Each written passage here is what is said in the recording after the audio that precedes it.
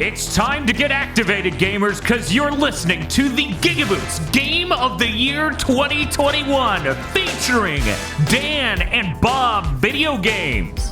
Bob, I decided to become a junker. A junker? Dan, why? KZ Excellent. I'm waiting for my Uber. And Mr. Feel. SNL isn't funny. This time, we're joined by outrageous categories such as Most anticipated game. Character most likely to be racist. Best plot twist. And best companion. So sit all the way back in your race car office chair and hold on to your butts, gamers, because the GigaBoots Game of the Year 2021 Podstravaganza starts right now. Hello, everyone. Welcome to Game of the Year 2021 Part 1 from GigaBoots. We've got the full crew. We've got Bob. Hey, guys. We've got KZ. Hey! We've got Mr. Feel. Oh. And we've got some powerful categories. So let's get to it. Starting off rather medicated. Most anticipated game in 2022. Yes. The candidates are Bayonetta 3, Cuphead Delicious Last Course, DNF Duel, Dokav. I guess that's how you fucking pronounce that. I know, right? Elden Ring, again. Final Fantasy Origin, Stranger of Paradise.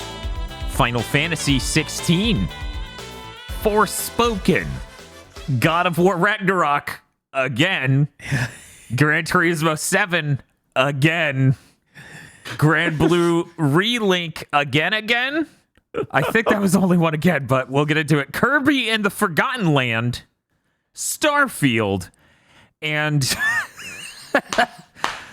oh my god, untitled sequel to The Legend of Zelda Breath of the Wild, again. Yeah! Man, that title's huge. They should really not go experimental with their titles on their video games over at Nintendo. They should be like Square Enix and just rip out the untitled part, just like they do fucking projects. Sequel. You just named it sequel to The Legend of Zelda. So did Grand Blue really show up 3 years in a row on this category? Is I that think it did. I'm fairly certain in the yes, Elden Ring. I don't think it. and I that don't one. think it showed up. I don't think it showed up last year because we had gotten the dog. This ain't gonna be till 2022. Yeah, I think we did. So I think it was 1990. I think it was 2019. Really? Was it? And then it skipped. yeah, that sounds And right. then it's this. it's a complicated arc to follow, the Grand Blue Relink arc. It's as complicated to follow as it is to read. Yeah, I didn't remember whether it was 2019 or 2020, where it feels like this will be done in 3 months. 6, 7, 8, 9, 10, 11, 12, 13, 14 candidates. Yeah, that's a lot of candidates. Oh boy. What a year. Wrap them up. Hopefully, they come out. Hopefully. that would be the ideal here, if these games could come out in this year. If which they I showed up, have they were still faith- anticipating them. That's true. No, that can't stop us from Hey, anticipating I think them. we can start waiting for Elden Ring again for another year. God, wouldn't that be so fucked up if in 2 weeks they're just like it's delayed till to be determined. Well, it's a good thing I'm overnight editing this. Run. I'm going to go and say we get 4 votes. Okay. We'll Sounds start fair. with KZ. KZ, what are going to get your 4 votes for most anticipated game? Okay, let's see. Force tough. There's a lot of really good choices here. There are a lot of games here. Yeah. Final Fantasy 16. We'll put one on there. Okay. I feel like this actually might hit this year based on them saying the next time we show it, we want the game to be very close to coming out, and they're showing that shit in spring. So I could still see that hitting, so I'll put a vote on that. Elden Ring, Okay. really close. So but I don't have it now, which means that's a problem. Yes. Obviously. Obviously. Stranger of Paradise, that's going to be the funniest game of the year. Okay. And You should just make it Forspoken because all of your choices are in a row. You literally voted alphabetically. You just swapped them around in the order you said them. Quick, do Forspoken. I can't do Forspoken. I can't do Are that. you excited to get your nails did? I'm excited to get my nails did. Fortunately, there are many other options on here that I can Jeez. choose. What a shame. This might be the only chance any category has of getting completely alphabetical votes from any one of us. You're selling me on it. I'm getting upset. Don't talk him into. Look, it's I either- will vote for Forspoken. There we go. Oh my There god! we go. All right. Honestly, what would you have voted for instead? I can't think of anything because I still don't even know if Grand Blue Relink will come out this year. So I was like, I don't know, man. I'm excited to anticipate it for another year, Casey. I also do. There'll be another time where I'm like, it's December. I like this trailer. The anime girls are cute. We're gonna go next to Feel. Feel, you have 4 votes. I know. Forspoken. Cuphead, Delicious Last Course, Okay, cool. Grand Blue Fantasy Relink, Correct. I gotta admit, of what they've shown of Final Fantasy 16 right now, I'm not feeling it yet. Okay. They have to show me some big cool city first, and then I'll be yeah. like on board. Okay. Because right now they've only shown us like this is the Witcher-esque mud village of the peasants. Yes. Yeah, we've only seen cities in like concept art. Mm-hmm. And those look cool. I need to see them in video gaminess. So instead I'm gonna give it to Final Fantasy Origin Stranger of Paradise. Bullshit. Hell yeah. And the last vote I'm gonna get to DokeV just because I want to know if that's real. Because it just looks fake. Yeah, it does seem intangible, right? Yeah. Yeah, sure does. Okay, we're gonna move to Bob next. Bob. Bayonetta 3. Oh, okay. I know, surprise is here. Shock. Yes. It's Zelda sequel. Okay. All right. Grand Blue. Okay. And Gran Turismo 7. Understandable. It's been too long. It's been way too long. God, has it ever? So I'm going to start where Bob ended. Gran Turismo 7. Yeah, there we go. I haven't been this excited for a Gran Turismo in a very long time. The 6 coming out at the end of the PS3 was a real what are you doing moment. I'm like, guys, I hate this console. Just put it on the next one. No. So that's my first vote. I'm gonna give my second vote to Bayonetta 3 because I'm actually really excited for the concept of like, you know, they get to make a sequel to Bayonetta that isn't 2. Yeah. And I think Bayonetta 1 and, you know, somewhat parts of 2 have some interesting directions you could take it in, and a lot of what they showed seemed like new, interesting directions to take it in. Yeah, and I'm also excited for a new enemy and monster designer. Yes. It's gonna look really different. Yeah, it already is pulling some of that out for sure. Right. I'm gonna go ahead and give a point to God of War Ragnarok again. I really enjoyed the last one, and I'm super interested in what they do with this. And it sounds like they're not aiming for a trilogy, and I appreciate that. Thank God. I really was worried when we finished that first one that they would be aiming for a trilogy, and it seems like we're not. Yeah, when you name it Ragnarok, that's pretty final. I mean, they flat me. out said it's not going to be a trilogy. Exactly. Yeah. And I It's appreciate. like you can't do a trilogy when games take 5 years to make each. And that's very smart of them to realize that. And you know, for my last vote, I'm gonna give it to Breath of the Wild 2, as in the untitled sequel to Breath of the It could be anything. Could Could be even be anything. Breath of the Wild too. It could be, but we don't know that. And it could be anything. We have no idea. One moment while I tabulate, and we can get some rough sort of range here. Okay. Okay, so we have a 5-way tie for the first slot because each of these receive 2 votes each. Okay? All right. I'm going to read them off. In no particular order, we have Bayonetta 3, Final Fantasy Origins Stranger of Paradise, Gran Turismo 7 again, Grand Blue Relink again and again, and Breath of the Wild 2. I think that makes sense for our most anticipated, and seeing as how 2 different people voted on each. Yeah. That makes sense. Is there anything that anyone thinks should be shoved into this top 5 that they want to make the argument for before we move on to sorting this top 5 into a top 3? No. And then a 1. No. Okay. Man. What's the best way to do this? 2 and then 1, maybe. Fuck. Yeah, let's go ahead and do it. You get 2 votes. You only get to vote from this top 5. Yeah, of course. Yikes. Okay, we'll start with feel. Stranger of Paradise Okay. and Grand Blue Fantasy Relink. KZ. God. Those 2 field just said. I will also vote for Stranger of Paradise and Grand Blue. Bob. Bayonetta 3 and Breath of the Wild.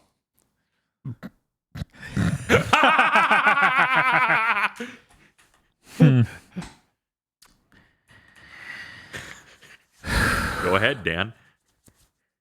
I'm thinking. You know what? I don't vote based on what will win. So I'm gonna do Bayonetta 3 and Gran Turismo 7 again. 'Cause that's how I feel. Oh, okay. That means our top 3 that we're working with here, as of right now, is Bayonetta 3, Stranger of Paradise, and Grand Blue Relink again. I guess this is when we move down to 1 vote each. Yeah, that would make the most sense. Man. I'm gonna say Bayonetta 3. Bob. Bayonetta 3. Shock. I know. KZ. Grand Blue. Feel.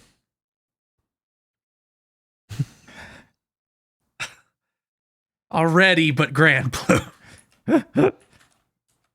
Okay. Does this seem right so far? I mean, this is what I expected. Yeah. Yeah, I'm honestly surprised that the Stranger of Paradise made it this high. But yeah. Once I saw you guys vote for it, I was like, okay, I guess it's going to make it. I'm like, look at it. It's cool. Yeah, but it's like, I played that game already. that is I can't be that I'm excited. Yeah, but I know how long Neo 2 is, so I'm excited for 180 hours of it. That is true, though. We did play it. Whereas there's this mystique to a lot of these other things. Right, like I'm much more excited for something I don't know. You know what I just noticed? What's up? Horizon didn't make this list. Oh man, I guess I completely... Literally no one voted for Horizon. Like no one put it up here as a candidate even. That's kind of funny. That's something I expect to play and be like, yeah, that was a really cool 8. And then I move on with my life. Yeah. Right. Also, I could have played that Elden Ring demo and I still would have been incredibly excited for Elden Ring. It doesn't really matter. That's fair. Yeah, but nobody could actually play that. That was for influencers. Those are for superhumans. Yes. And the British. Oh man, I think we're gonna stay evenly split on Bayonetta 3 and Grand Blue Relink. Okay, we gotta start making arguments for one or the other. Bayonetta 3 looks like a really fresh take on Bayonetta that I'm super excited for. It's not often we get a really good action game, let alone a game from Platinum that looks well-funded, fully thought out, with a bunch of fresh ideas that don't seem like they'd be disastrous on a control scheme. Yeah. I feel like it's really promising that this isn't cool in the same way Astral Chain is, where I can look at it and I go, hey, that looks like a normal action game for the most part. Somebody sell me on Grand Blue. Okay. What's exciting? Grand Blue Fantasy has a bunch of people from Final Fantasy working on it. Mm-hmm. It also has really great production values as a mobile game. And this is going to be an actual game. that they spent a lot of time building a studio to make after Platinum didn't work out. Yes, but this is going to be their first game from that studio. That is true. I didn't realize this most anticipated category became Platinum versus Platinum's X. Yes. That's a little rough. Yep. That's interesting. Huh. I'm worried that RPG mechanics will weigh down Grand Blue in a way that makes it almost unplayable, but we'll see. Okay. I had that fear with Grand Blue. I have this fear that Platinum will weigh down Bayonetta 3. Yeah, no, that I get it. This is Platinum's like 70 or something of being mediocre and bad. Like I want to stay I'm optimistic. not worried. I'm not worried about like Platinum weighing Bayonetta 3 down. I'm more worried that it's just a fucking Switch exclusive. Yeah, the Switch is definitely going to limit it. Like Scope, yeah. Like Astral Chain looked fucking amazing. They look cool when shit. When it showed me a trailer of that. Mm-hmm. And then I came out with that. I'm more optimistic about this one, but I'm like, God, man. Grand Blue lost has that structure like Avengers, where it's like, here's our single player, and then separately, here's our multiplayer stages. Oh, is that what they're doing? Yes. Yeah. Which could be terrible. Could be fine. Maybe not.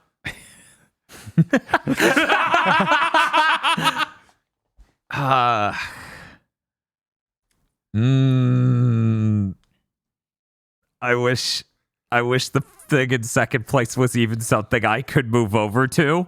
even the small demo they did like over a year ago of this is what this team's Grand Blue Relink already looked better than I think any of those online fucking games that aren't even out yet or even came out in general. Look, it just I'm trying to figure out what you mean. Online. I'm thinking about what you would consider contemporaries that Grand Blue would be going up against, and I'm like, the demo they showed like with voice actors playing it a year and a half ago kicks the shit out of most things like Avengers that came out, just in terms of like, wow, this looks really, really solid. Like I generally have a decent amount of confidence in this. Okay. You know what? You know what? Hmm. I'm going to switch to Bayonetta 3 Okay. because that Grand Blue Fantasy Relink teaser trailer they released in December Okay. didn't have any characters I like in it. Such cruelty. Yeah, that's another thing that worries me about Grand Blue. It has a bunch of playable characters. Oh yeah, it has like a bazillion. Yeah, so I'm like, each of these is going to have its 3-hit combo, aren't they? I mean, technically, you know, Genshin Impact also has a ton of playable characters. Oh, yeah. And each of them is pretty simple. Yeah, that's true. They are pretty simple, but like they're not, you know, a platinum action game involved. Right. Yeah, not at all. But that doesn't necessarily mean it's a bad action game or a bad game. No, not necessarily.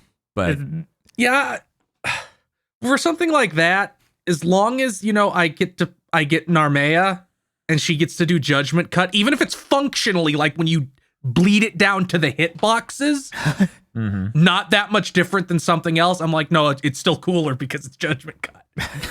this is correct. Yes. These are just objective facts.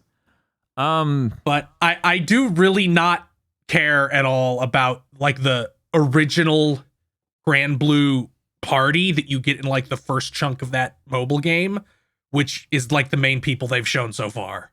Right. Okay. So currently it's sitting at Bayonetta 3, Grand Blue Relink, Final Fantasy Origin. Is everyone okay with that? Do they want to shuffle anything around? I'm cool with that. Obviously. I mean, it's number 1 action game, number 2 action game, number 3 action game. I hope you're happy. Yeah. I mean, one of them I don't care about, but I'm fine. Whatever. That's true. That's true. Bayonetta 3. I'm okay with this. I don't care for number 2 or number 3 all that heavily. But I understand. And, you know, I do have some confidence in number 1. And I think that's going to be a great moment for Platinum. It better. Yeah, better. This is their last chance. Please, This please, This literally please. is their last chance. After we got to Look. play that fucking Babylon's Fall thing, you bet this is their last chance. Yeah, absolutely. I don't want much. I just want another game that's as cool as MGR. Yeah, Right? Yeah, make Like- a Metal Gear Rising Revengeance, or make a Bayonetta 1 or a Vanquish. Any of these. Or Vanquish.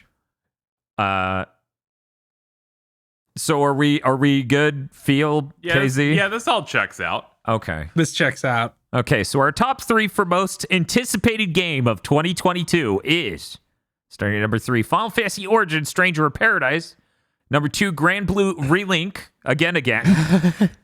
And number 1, Bayonetta 3. Whew. We got one category out of the way. Woo! I'm very happy for Bayonetta. We've waited 18 years to have a good reason to have it on this list. Yeah. Moving on to the next category. Most likely to get delayed.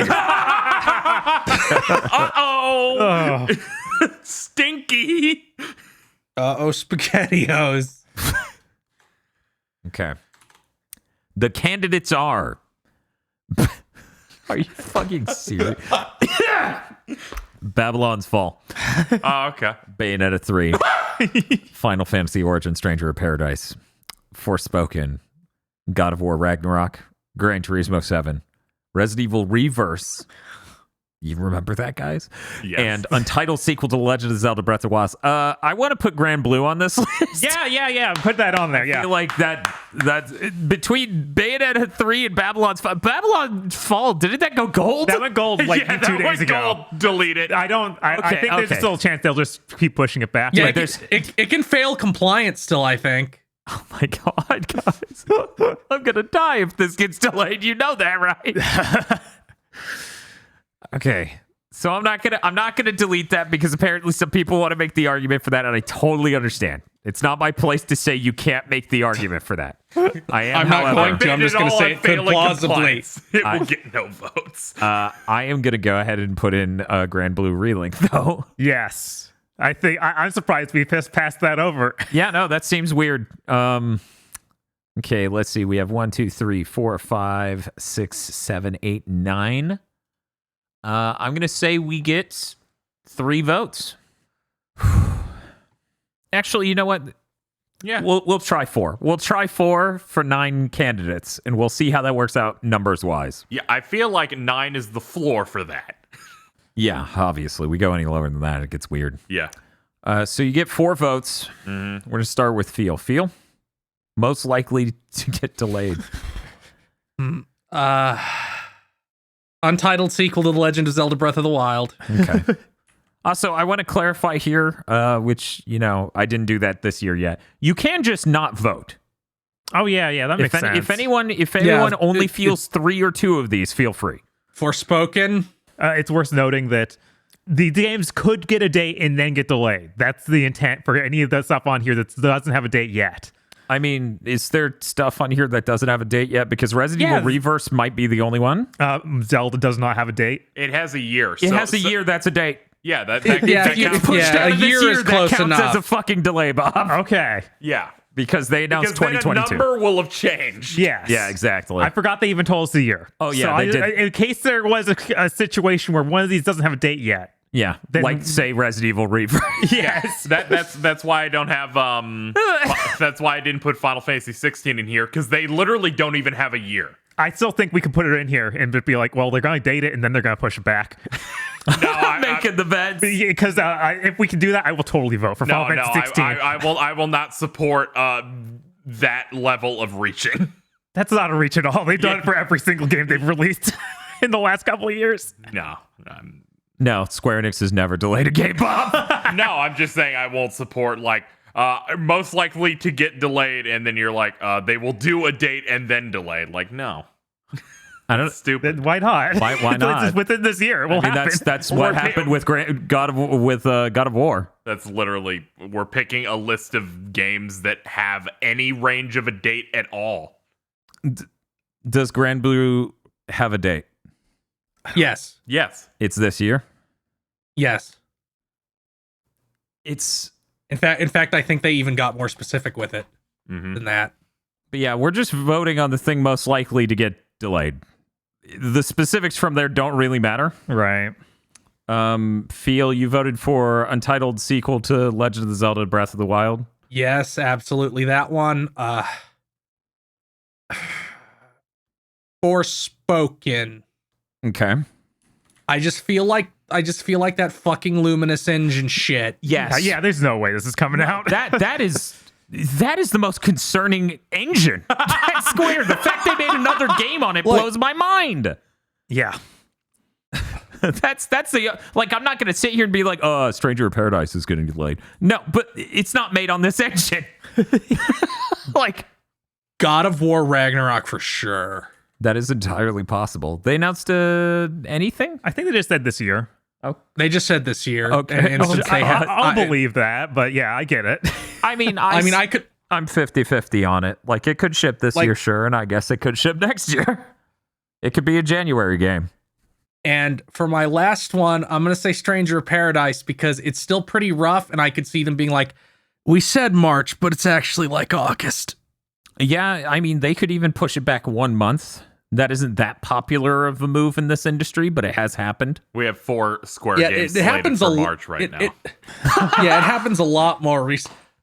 I mean, I think it's entirely likely that both Forspoken and Stranger of Paradise get delayed. Yeah, I mean, it's one of those things, like, it's right at that fiscal year end, so they want to get it out, but it's like, maybe it can't, you know? That's true. Yeah, that is like the end of the fiscal year, yeah. I feel like Forspoken's more likely than Stranger of Paradise because I kind of suspect that was in development before Neo 2 even came out, because Neo 2 obviously, would not need the size of a team that Neo 1 had because they don't have to make, because it's mostly the exact same assets. Yeah, and even systems and stuff. I'm also of the opinion that Stranger of Paradise is less likely than Forspoken to get delayed. Also, Stranger of Paradise doesn't have the weird, like, the people who know, every single person who knows how to use this engine is in Japan, but 2 Hollywood writers are writing it.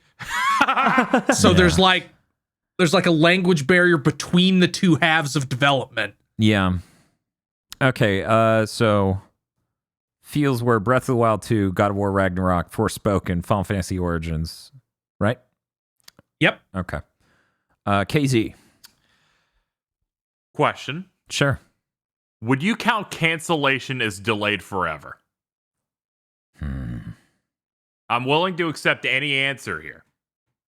I know exactly why you're asking. I think everyone knows exactly why I'm asking. I think that it's the same spirit, so I think we can go with that. Okay, That's my yeah, opinion. because we don't want to make another category. Right. Okay. If we just never hear about it again, that counts as a delay to me. Okay. Or All right. if they're canceling it with that, we never actually say it, but you never see it ever again. Yeah, because so long as everyone supports it, I will do it. Resident Evil Reverse, I don't think we'll ever see that shit again.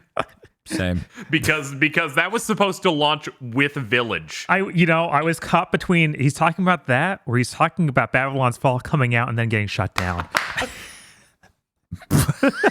Number 2, Babylon's Fall. God. Because that game's not going to be done. So if they shut it down, then it's like the full game never truly saw the light.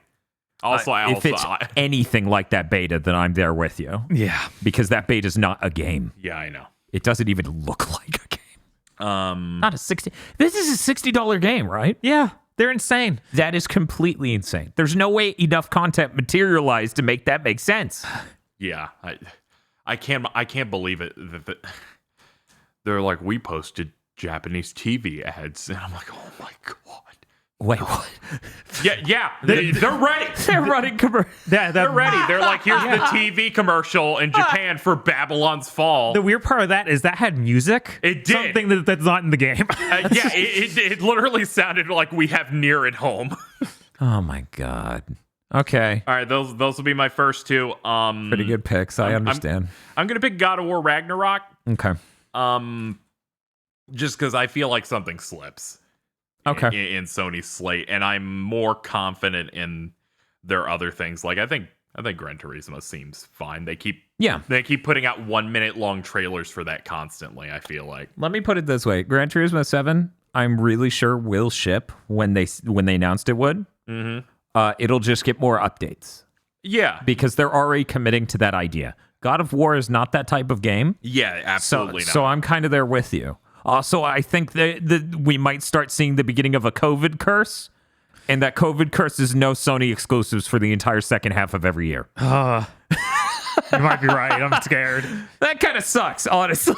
I'm going to just assume the COVID curse already hit it, and that's why it's even in this year. Yeah, it certainly seemed that way. Yeah. So yeah, no, I think that's a pretty good vote there, KZ. You have one more if you're interested.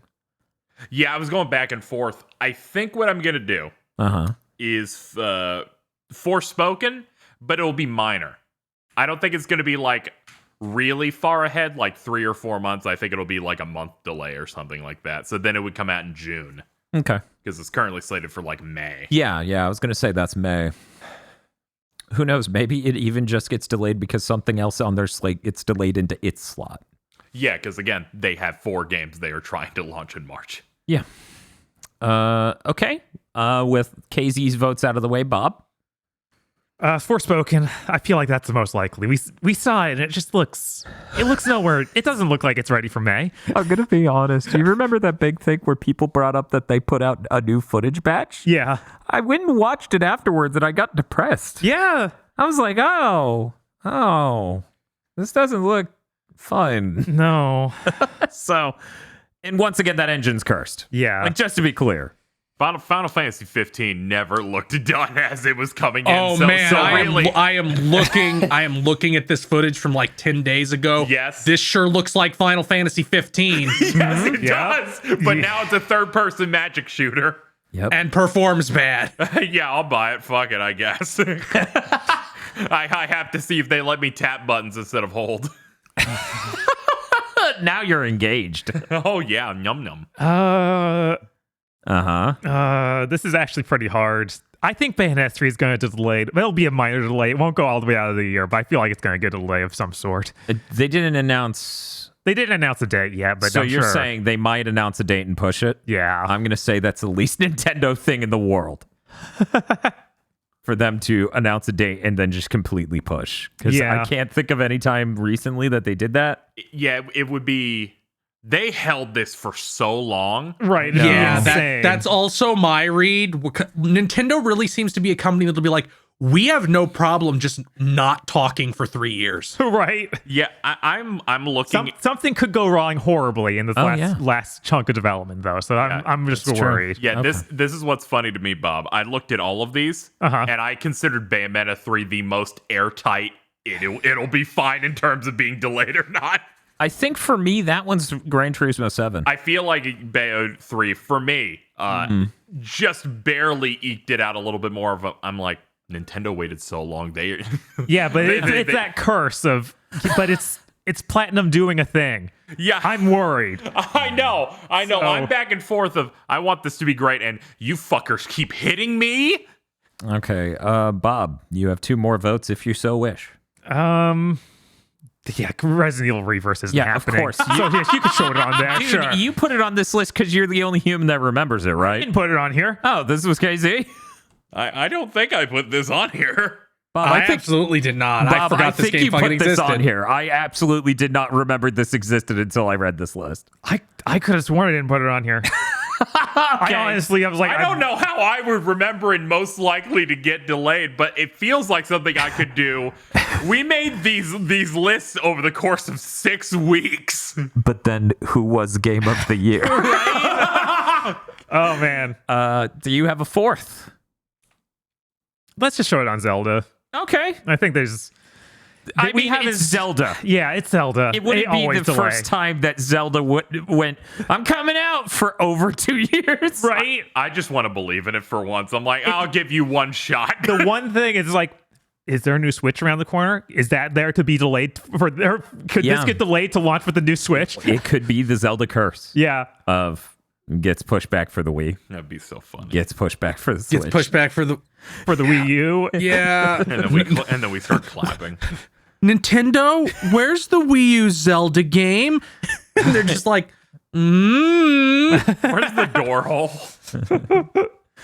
So that's your votes, Bob. Yep. I guess now it's time for me. I'm gonna go ahead and I'm gonna put it on Forspoken. So we have a pretty clear winner I think here. that everybody's. Once again, if they Everybody weren't knows. making that on what is this cursed Indian burial ground engine? I thought it'd be a minor delay, but a delay nonetheless. So that's my first vote.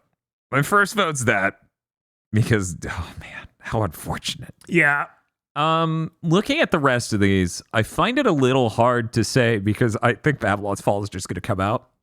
Yeah. Yeah, It's it just feels gonna like it's so close that they're just going to push it out. Who cares? It's a game that's always online, will always be updated. So it's like, It's going to be like, are you guys going to finish this? And they'll go, this was our vision. And they'll just lock eyes They- with you. God, you're right. Then we'll find out. Then we'll find out internally. It was being called Balan 2. God, you're right. Remove my vote for Babylon's Fall. I just won't vote on that fourth one. Fuck that. Okay. I was too wrapped up in the excitement of games being deleted. Second one. Man. Yeah, I'm not touching Gran Turismo 7. Grand Blue was announced for this year, but not a specific date. oh god, we didn't put it. I didn't think about that. Did I? I didn't vote for it. No, Oh, you well. didn't. I vote for it with my second one. Bob, want to do a swappy woppy? We can just wait till next set. Yeah, let me finish my votes Yeah, I think go anyways, for it. and then we can. I'm here with Resident Evil Reverse is never going to return, and that should count. Yes, of course. but I'm scared because a ghost put this on the list. I must have, when we first made this document, I must have gone there. Bob. And I went through everything coming out next year. I was like, oh, wow, that's a list of things on the way? No way. And just put it in there half asleep. Okay. That must have been me. That has to, because I put a ton of things on this list. It's good. I'm glad you put it here. Okay. It's the next big Resident Evil game. Who all voted for God of War Ragnarok? Me. Yeah, I did. Okay. Just curious. So, 2 votes so far for Spoken and Grand Blue Relink. You know what? I'll put a third vote down for God of War. And let me be clear. Delays aren't inherently a bad thing, right? Yeah, no. No, this isn't a section about punching things. This Right. is just No, this is especially in the middle of the pandemic that has no beginning or end. yeah. yeah. These things happen. Yeah. It's funny to make note of it and guess what's going to happen. Yeah, no, this is basically like fantasy football. Right. Yeah. Basically. In fact, all of Game of the Year is that basically. And I'll put my last vote on an entitled sequel to Legend of the Breath of the Wild. The Legend of the Breath of the Wild. Yes, the Legend of the Breath of the Wild did sets. I want to vote for Breast 2.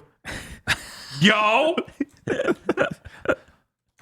Okay, so currently our top 3: Forspoken, God of War Ragnarok, and Breath of the Wild 2.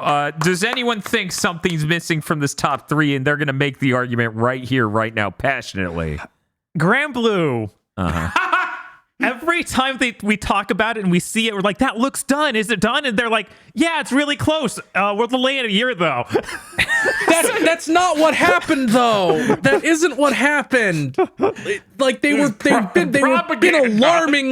they've been alarmingly transparent where it's just like, yeah, sorry, that shit we showed that looked done was a vertical slice and then see you in 2 years.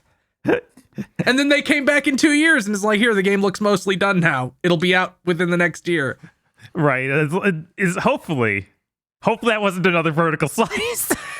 Plus, like there was like the potato mode footage they Yes. showed, and now it looks like there was clear progress. Yeah. So it's So it doesn't have the looming this could be delayed in any time if anything goes wrong energy that like Forspoken or God of War Ragnarok have. right. Yeah. It just has Also- that. It's done by a mobile game company with infinite money, so they can push it off, and it doesn't hurt anybody. It doesn't hurt them at all. It's like they- Valve. Yeah, they can do whatever they want. Yeah. And that's the other. That's- So it's like a totally different kind of delay than the the other games you're talking about. Yeah, but Nintendo is scary and unknowable, and God of War Ragnarok is being made by a Western studio that's probably going to have to shut down because of Omicron. Yes. I am confident that Sunny Santa Monica is already working from home. Right. I like if Insomniac could do it entirely like last year. If Sucker Punch can make that transition while shipping a game, Yeah. Then hopefully they can do that over at Santa Monica, but who knows? Sucker Punch did ship that during that, right?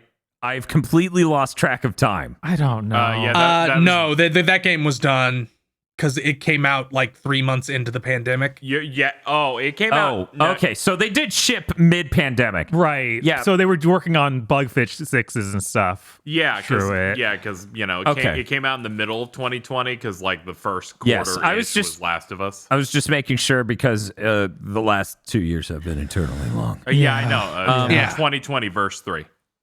So here's the thing. Sucker Punch, people high up on that game, like producers, directors, they said they would literally quit before they ship another game during COVID because it fucked them that hard. If those guys can barely get it together and get it done, I'm sure Sony Santa Monica could have transitioned over the last 2 years to working from home. And well, who knows? There's also stuff like Kratos' new voice actor and mocap guy who had like back surgery, That is true. Yeah. so that can always hold stuff up. Like, I just have this vision of God of War Ragnarok in my head being like 60% chance it ships like in the back half of this year, but there's a 40% chance that they're like, sorry guys, it's February. I mean, if there's anything that Sony being proud of Ghost of Tsushima and sweeping Days Gone under the carpet teaches me, it's that they're very interested in being a prestige game studio, right? PlayStation is. Yeah. So Yeah. they will absolutely push God of War if they think that can make their games start to look more like Nintendo's games. Because I think that's their goal. I think at the end of the day, Sony just wants to have a prestige to the name of their titles, right? To their logo and shit. So that way they can keep charging as high a price as long as possible, just like Nintendo. Yes. But everyone's good with this top three, and we can just start discussing which one to move, right? No one's like, oh, that thing that isn't here. Sure. Yeah. I won't push the Grand Blue anymore. I mean, you're free to say it yourself, but I'm not receiving it nearly as well as these three Right. because I don't know. I don't know what to expect of them. Yeah. It's a mystery box mostly, just because it's this Yeah, mobile game that's the company. thing. Like, Yeah. it just doesn't have any obvious glowing delay weak points the way the other, like the top three have. I mean, we still haven't seen gameplay from Breath of the Wild 2, and it's supposed to come out We've this seen year. a gameplay trailer. Yeah. We've seen neat snippets, Yeah, but they- not they like didn't- normal fucking gameplay. But yeah, Nintendo never puts out just here's a chunk of us playing the game until they do a Not full-on- until let me the put it treehouse shit. let me put it this way, okay? Yeah. We saw more things close to gameplay of Breath of the Wild over a year in advance than we have of Breath of the Wild 2 so far. Didn't oh, I guess I always forget that we ever saw that game before the Switch reveal with the cinematic trailer. Yeah, most people forget that. Yeah, they let people, They showed it off on the fucking Wii U. Yeah. Yeah, they So- let people play it. Yeah. Yeah, no, that game was seen ahead right. of time. And then in a way delayed that for the this console. is yes, absolutely. Yeah, I guess I was more receptive to this because I'm like, well, it's just gonna move like that last one. But now we got the new powers and the phasing through rocks or whatever that was. Mm-hmm. Okay. I think Forspoken should be number one. Yeah, I think given the engine I mean, yeah. and the nature of it, it should be number one on this most likely to get delayed list. Does anyone staunchly disagree with that notion? not at all. no. You, Casey? No, Okay, not okay. at all. I was like, so now Casey's we not saying anything. He might be like, no, Yeah. this is solid.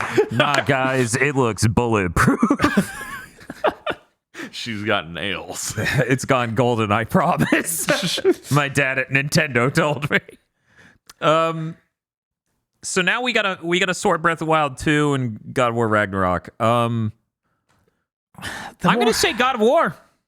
Bob? The more I think about it, the more I'm like, yeah, they're going to announce the next Switch, and then they're going to delay Breath of the Wild to vote on that. Damn it. So I'm going to vote for Breath of the Wild.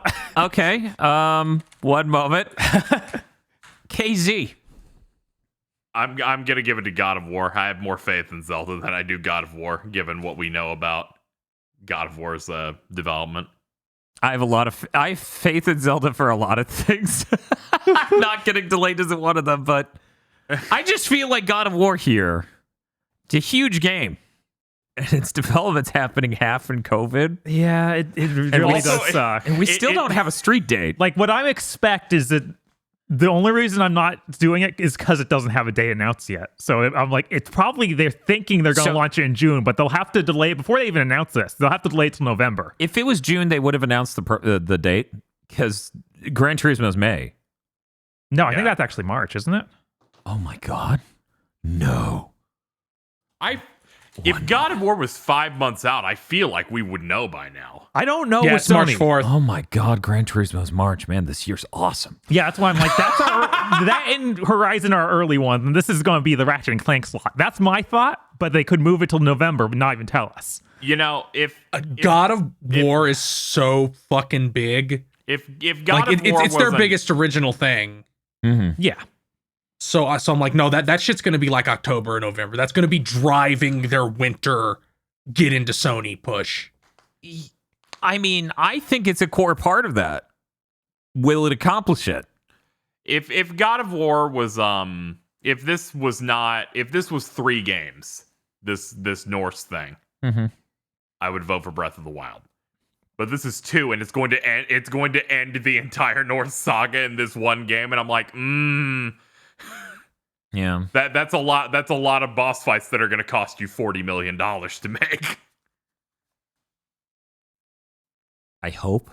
I hope so. You see, I have this faith that it will be that, and not you fight Thor 3 times.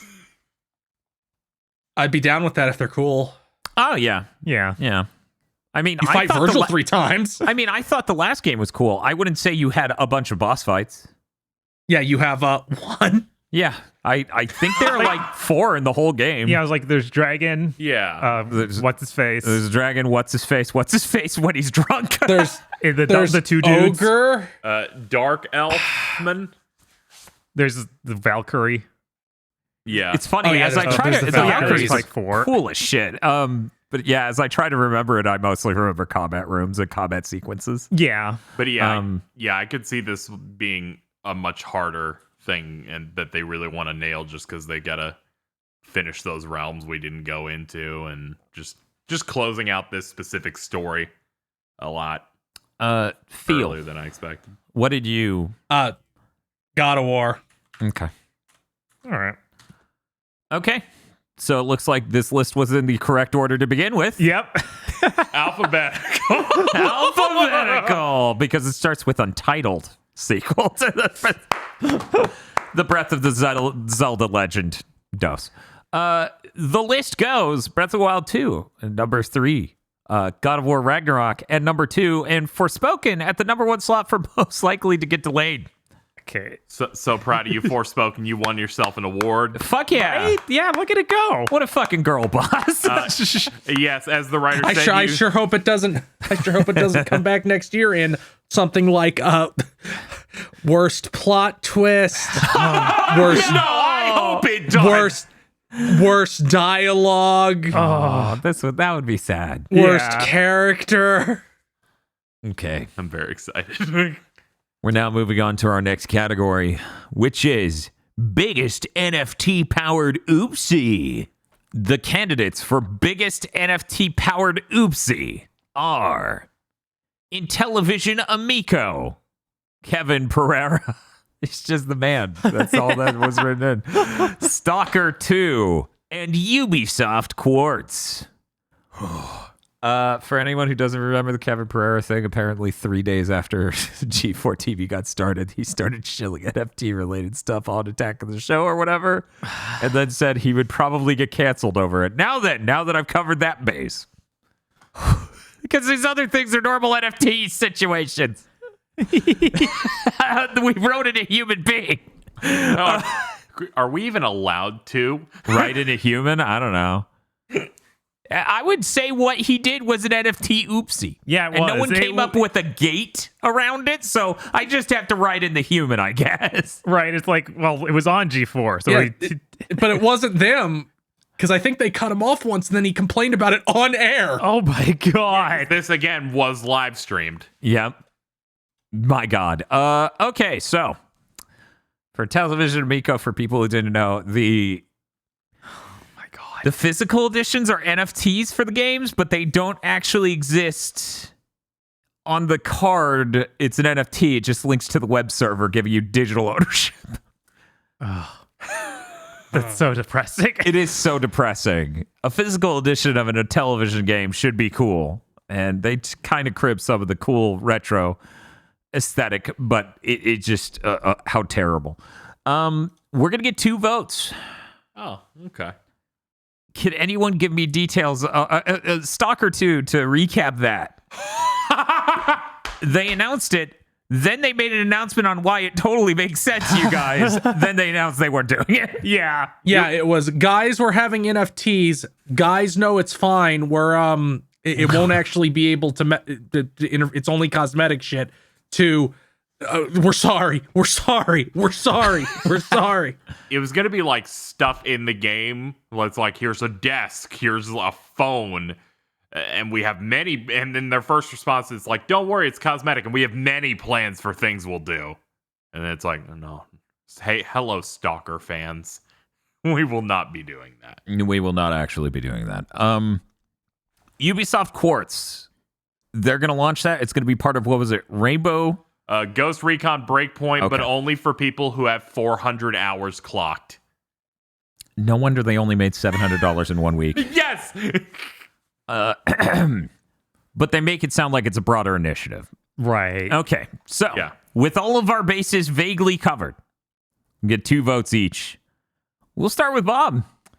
I'm going to give it an Ubisoft Quartz. You think that's a pretty big oopsie? That's pretty big oopsie. Like, they're already in just looking grim as a company overall in every way. And now they're fully embracing this. It's just like, yeah, Ubisoft is fully dead. They just like, yep, I'm getting in the coffin now. Let Yeah. me just shut it. I don't understand. Why is our PR so bad? We just have this man with a skull for a face screaming at everyone. What? We just changed everyone, every PR person to the Punisher. And then the internal shit leaked of the employees going, why are we inviting people to hate us more? And Eves literally goes, this is just the beginning. Yeah, those go really hard on the people accept this just like they did DLC. It's like, oh my It's god. like in the same way they accept Speed running DLC. being bought by Microsoft. They're like, y'all accepted just like DLC and loot boxes. And I'm like, excuse me, what? Remember when Ubisoft took the stage to be like, we're a family, a big happy family. Don't let them eat us. Yeah. Oh god. That was a hell of an E3. Yeah, it was. Hey, Bob, do you have a second vote? I'm gonna give it the Intellivision thing because oh god, Yeah, that's it's like you're already a slime ball. Now you're Yes. going even further slime ball. How'd you do it? you took the gooey. single least retro gaming centric concept in the current lexicon. Yes. Current game space, concept space, and you shoved it into the worst place possible. You really did because like Yeah, you could. This is Pete, the target audience for this new television is the sort of boomer who's like, games stopped being good when they stopped booting into the game when you hit power. Right. Like this is insane. So why would you put NFT? And they're also like the boomers most likely to be like, I never buy digital games ever. yeah.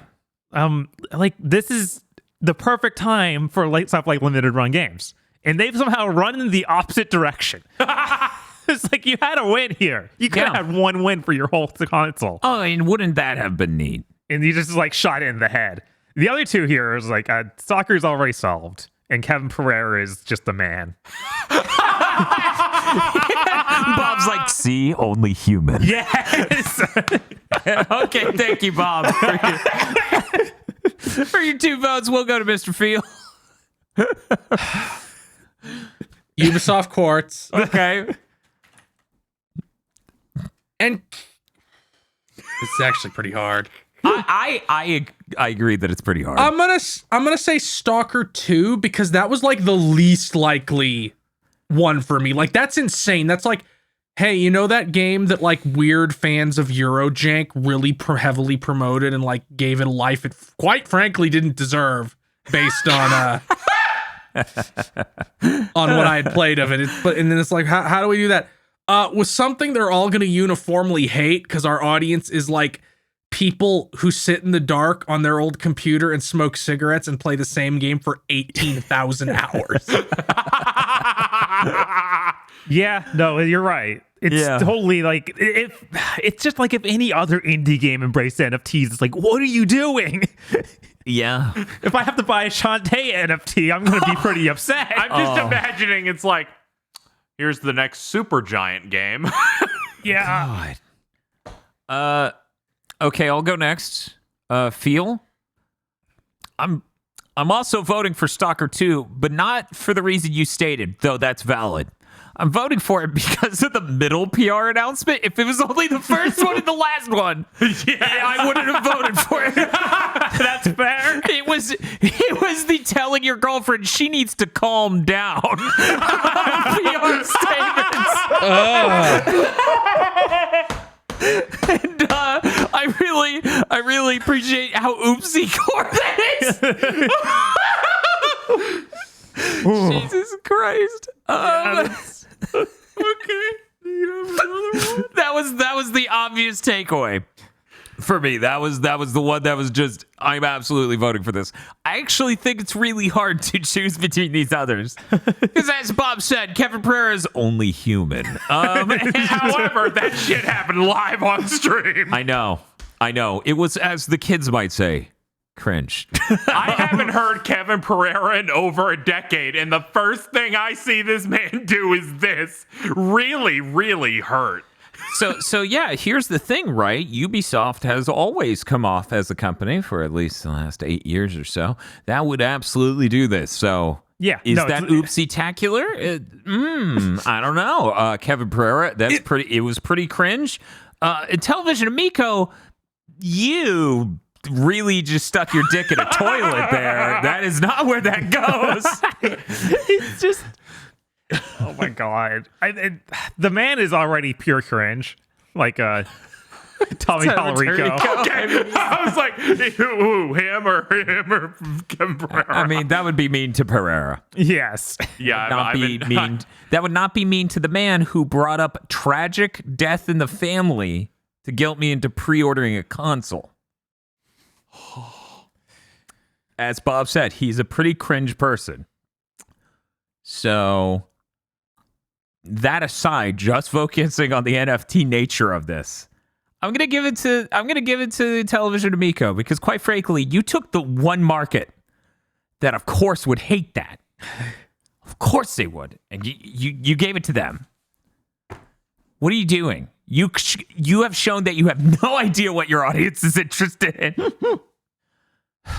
Oh, and also you did this after years of trying to not look like a scam and getting mad if anyone said your business practices look questionable. yeah. Embracing the scam proper. Yeah, exactly. Oh, NFTs, that sounds squeaky clean.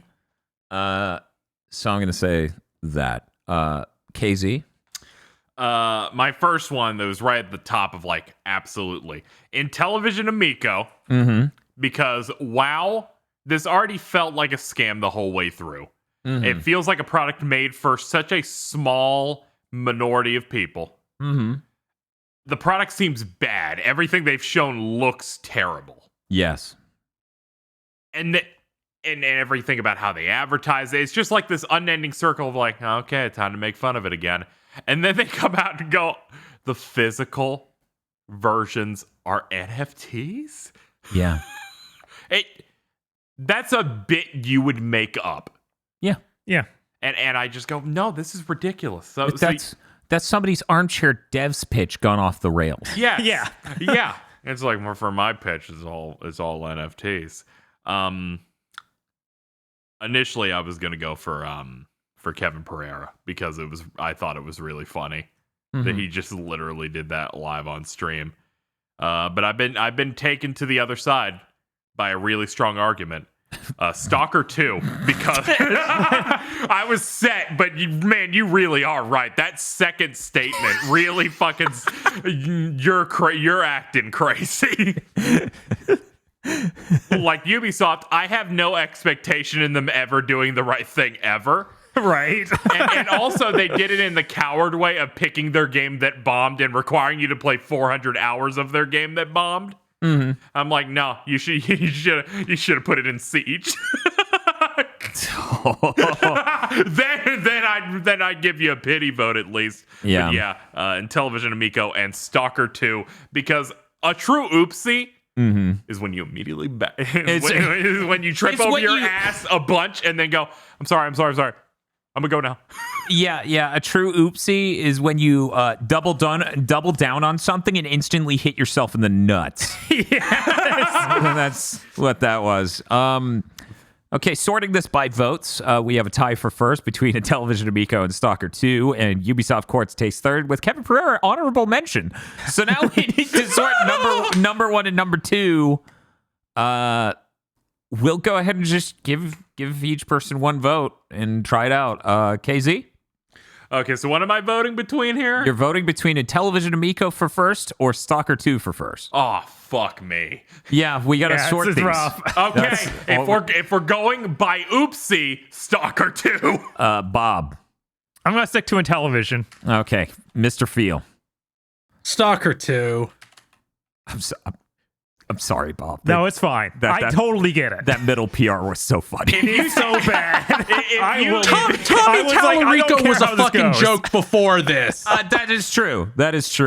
Stalker 2 was like this guy you knew turned into a vampire. Like there was no transmorphosis out of the fucking Television Amico. If this award wasn't Stalker an oopsie. 2 was shocking.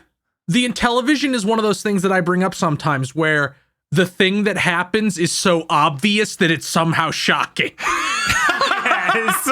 You punched me in the face and I was confused. Okay. Well, assuming everyone's okay with how this came out, the list is Kevin Pereira honorable mention. Third place goes to Ubisoft Quartz. Second place goes to Television Amico. And the biggest NFT-powered oopsie of 2021 is Stalker 2. Congratulations to all of our candidates. Nothing describes oopsie. Wait, don't congratulate them.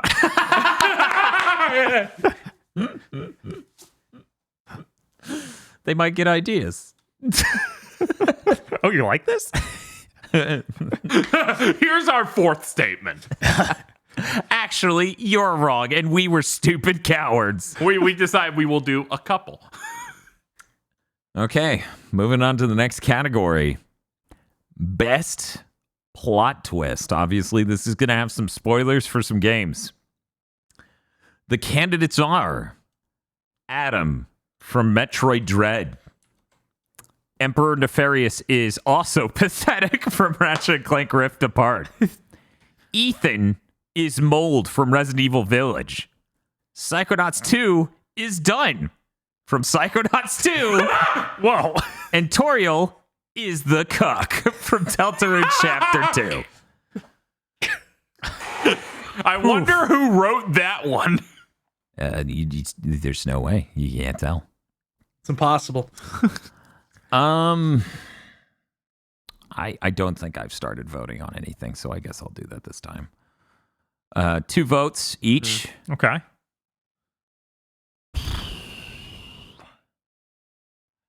You know what? Normally, when you do best plot twist, it's because it's like, wow, they really got me. What a good twist. I'm going to say Adam, though, because I knew that the whole game. Hey, sometimes if it's delivered right, it doesn't matter if you know. Yeah, I mean, it was delivered right. Yeah. Honestly, it was. And I knew the whole game, so you can watch on that live stream when I explode when they reveal it. And I was like, it's the Wizard of Oz shit. He's behind the curtain. It can be the best plot twist if it's one you wanted. That's the way I'm going to vote this time. And, you know what? I'm going to throw a second vote in for Emperor Nefarious is also pathetic because that is really quite hilarious. It really was. You're like, oh, real. Oh, no. I'm like, yes, competent nefarious, and for a bit he fooled me. Right? He had you going for it. I'm like, he's British. And then you he know? said NFT, and I was like, uh-oh. Emperor Nefarious would absolutely be into it. Yeah, I would. Look at the dude. We're gonna go to KZ second. KZ. I like the Ethan is mold twist quite a bit because I didn't actually see that one coming. I did. Oh, okay, that's cool. Thanks, chat. Yeah. Oh. Well, I like the Ethan is mold twist quite a bit. I thought contextualizing why so many fucked up cartoonish things happening in that game to being, oh yeah, you've been dead since the intro of the last game. Yeah, it's great. It's really great. So I thoroughly enjoyed that.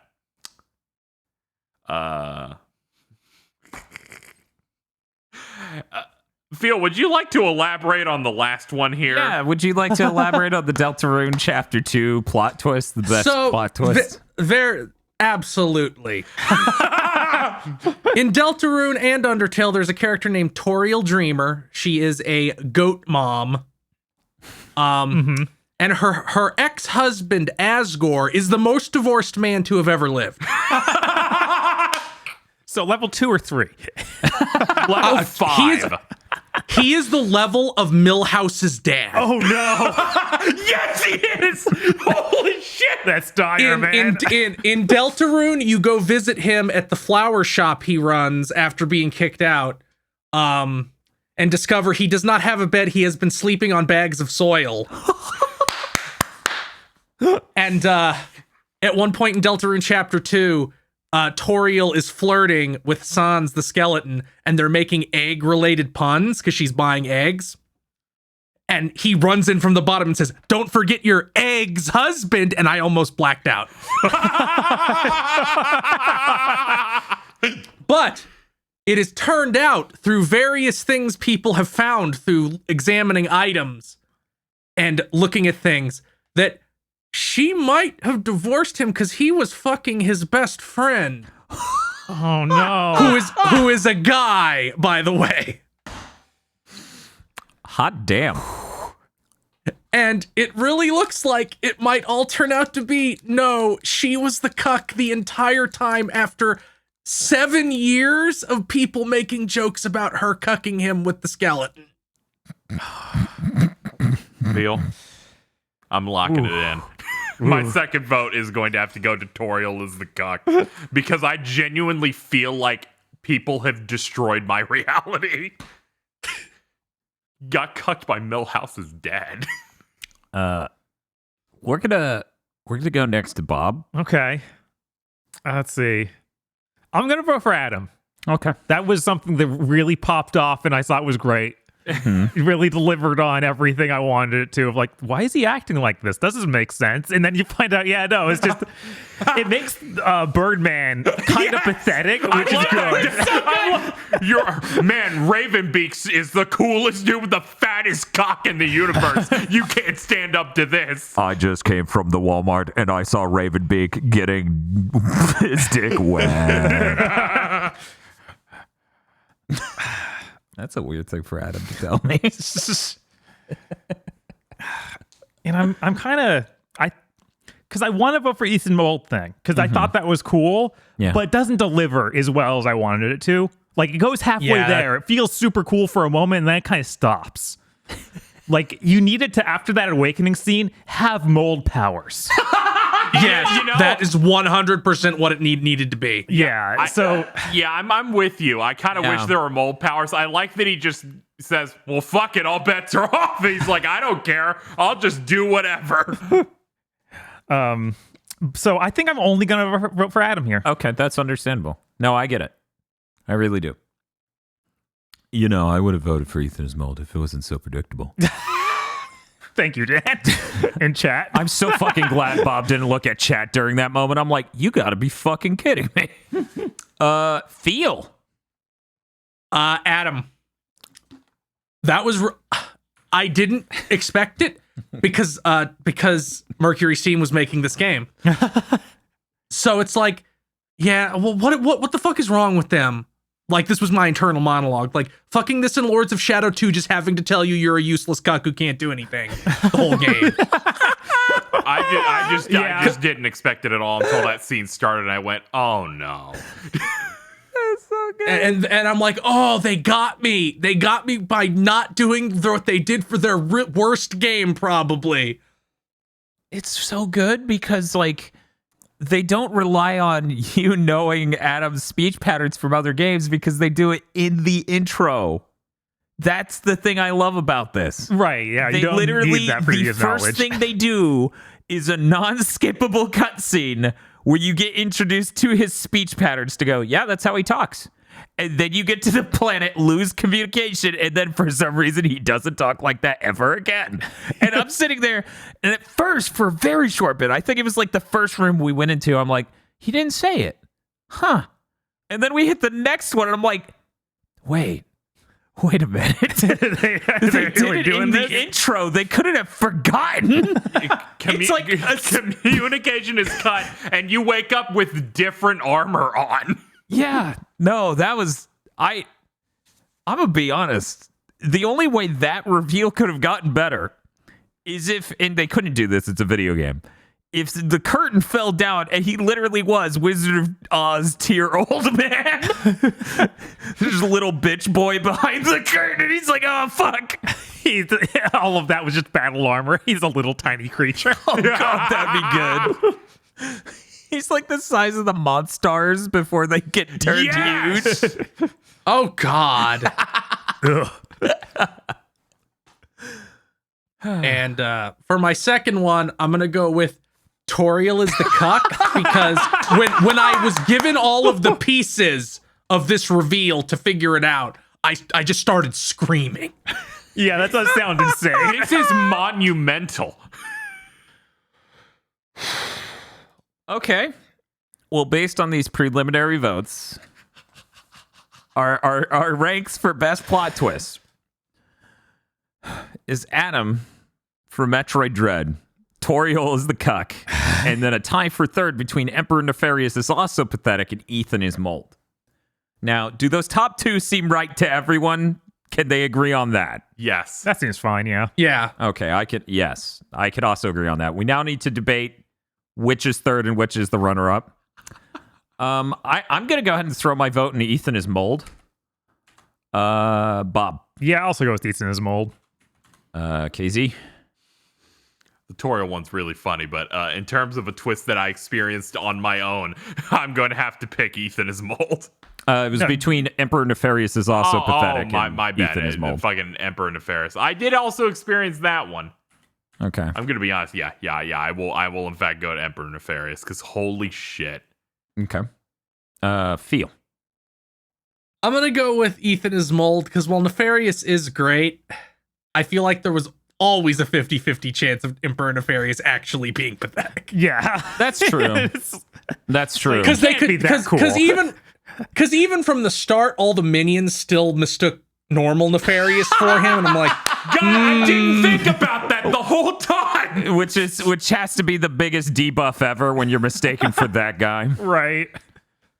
like, okay, maybe this guy's cool, but everybody looks at the guy going, I just shit my pants, and it's like, oh yeah, that's him. God, whatever, feels right. Okay, so our top three. Well, let's start with the runner-up.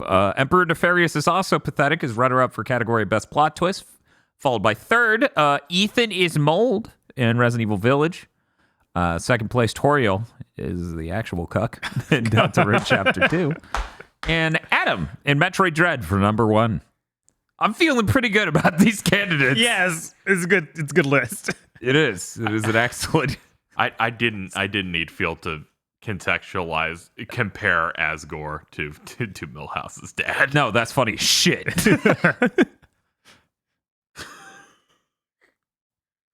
One of these days you're gonna play them. It's gonna get worse. You're gonna play Undertale and they're like, yeah, Asgore, and you're just gonna be like, no. It's gonna be like, this is the guy that's really pathetic. Next category. Game that shipped too early. which, this is the game that is most emblematic of that, of 2021. Yes. The candidates are Battlefield 2042. What a fucking year. Halo Infinite. Mario Golf Super Rush. New World? Oh, Returnal. Oh my god. Shin Megami Tensei 5. And World of Demons. We have 7 in here. We're going to get 3 votes each. I'm going to go ahead and let Phil start. Obviously Returnal. Like, obviously, we all played it. We all felt it. Returnal. Okay. Yeah, what was it last month? It finally got the save feature. Oh my god. Obviously, Bob. That was an artistic decision. And I stand by it. Halo Infinite. Yeah. And the last one, I'm going to go with New World, because if a game should have just been canceled, then obviously it was shipped too soon. I understand that 100%. 100%. We'll go to KZ next. KZ. One of the ones I put in here was Shin Megami Tensei 5. I'm not going to vote for it, Okay. but I do want to hit it a little bit. And I'm like, come on, guys. That game eventually runs out. and it kind of disappointed me in some aspects there where I'm like, oh, you could have used a little bit more time. When they're like, we're just gonna get ourselves out of here. Which you never want that when it's a game that was announced far in advance. There are some aspects there. But there's so many more unfinished games here. Yeah, it's not falling apart. It was one of those things where I'm like, I'm gonna point out when your ass was showing a little bit. I think it was some Simpsons thing where it's just a dude on a makeshift airplane that was driven with a bike, and it was falling apart while he drove it. That's the cult episode. That's fucking great. But I wanted to at least give that a shout out. One, Returnal. Oh, really? Okay. Well, there's our second vote on Returnal. Shock. Next, Halo Infinite. Okay. Holy shit, dude. It didn't have Slayer playlist. What? I just, No. Unfinished in more than one aspect. Yes, many ways. And the next one, Battlefield 2042. This thing was so not ready. They did that beta 3 weeks before, and on consoles, it was doing seizure screens. Yeah, it had epileptic flashing. They're like, we're looking into post patches where we could maybe potentially add some legacy features like end of match scoreboard. Yeah. This thing, it's missing basic functionality. It's like they were missing the title screen somehow. Yeah. Mm-hmm. And there's just some level of it's real bad. It's real bad. It might even be worse off than Halo Infinite, honestly, when I just think about how fucked that was at launch, to where people are like, Halo Infinite, finally something that can truly hit my expectations. Yeah, only in this year could Halo Infinite be shooter of the year. Yes. They were able to use the cover of that and Call of Duty to be able to be like, look at me. hey, I showed up sober. But yeah, those would be my 3. Okay, I'll go next. I'm going to shock everyone. Returnal. No way. Yahweh, actually. You don't think the audio is supposed to drop out and we just hear screeching loud noises? No, I don't think Palpatine's dub lightning should be hitting my eardrums and trying to kill my audience. How about the Dark Souls revenge mechanic that wasn't in the game but was in all the press? It was in the fucking reviews for the press. It was in the reviews and impressions a month before launch. And I have never actually seen that mechanic in action. I've just seen the notifications on my phone from, hey, Mad Dog Nick, your friend on PlayStation, he's dead in this zone. Dude, I'm like, what the? I did it once in the first zone, and it spawned those teleporting Virgil-like dudes that are in the end of the second zone. And he just one-shot me. Good lord. You're not missing out. I don't know. Sounds pretty neat. I'm gonna go ahead and go with feels logic on the New World. I think that's correct. I think a game shipped too early if you forgot to cancel it. You know, that's true. Yeah. One VR needs the game. That's the only way I would actually agree with it, because I'm like, no amount of delays will fix them being idiots. I don't know. Delay 10 years. we'll see. Delay it long enough to build a new studio, a new engine, have them play other MMOs to learn how they're supposed to be, and then make a new game. Exactly. This is actually tough because now I have to choose between Halo Infinite and Battlefield 2042. I'm going to go ahead and say Battlefield 2042 because, frankly, it broke my heart more. That shit was so broken at launch, it scared me away from it entirely. This is the most excited I've been for a Battlefield game since 4. Yeah. For people not keeping track, that is, as of right now, 8 years ago. Yeah. And that was just a carbon copy of 3, but both are fine games. I enjoyed them both immensely. What the hell is wrong with them? Please sober up. Make a good Battlefield. Make this Battlefield good. You know, that's fine. You don't need to cleanly launch a great Battlefield. You can turn this into a great Battlefield. It's a fixer-upper.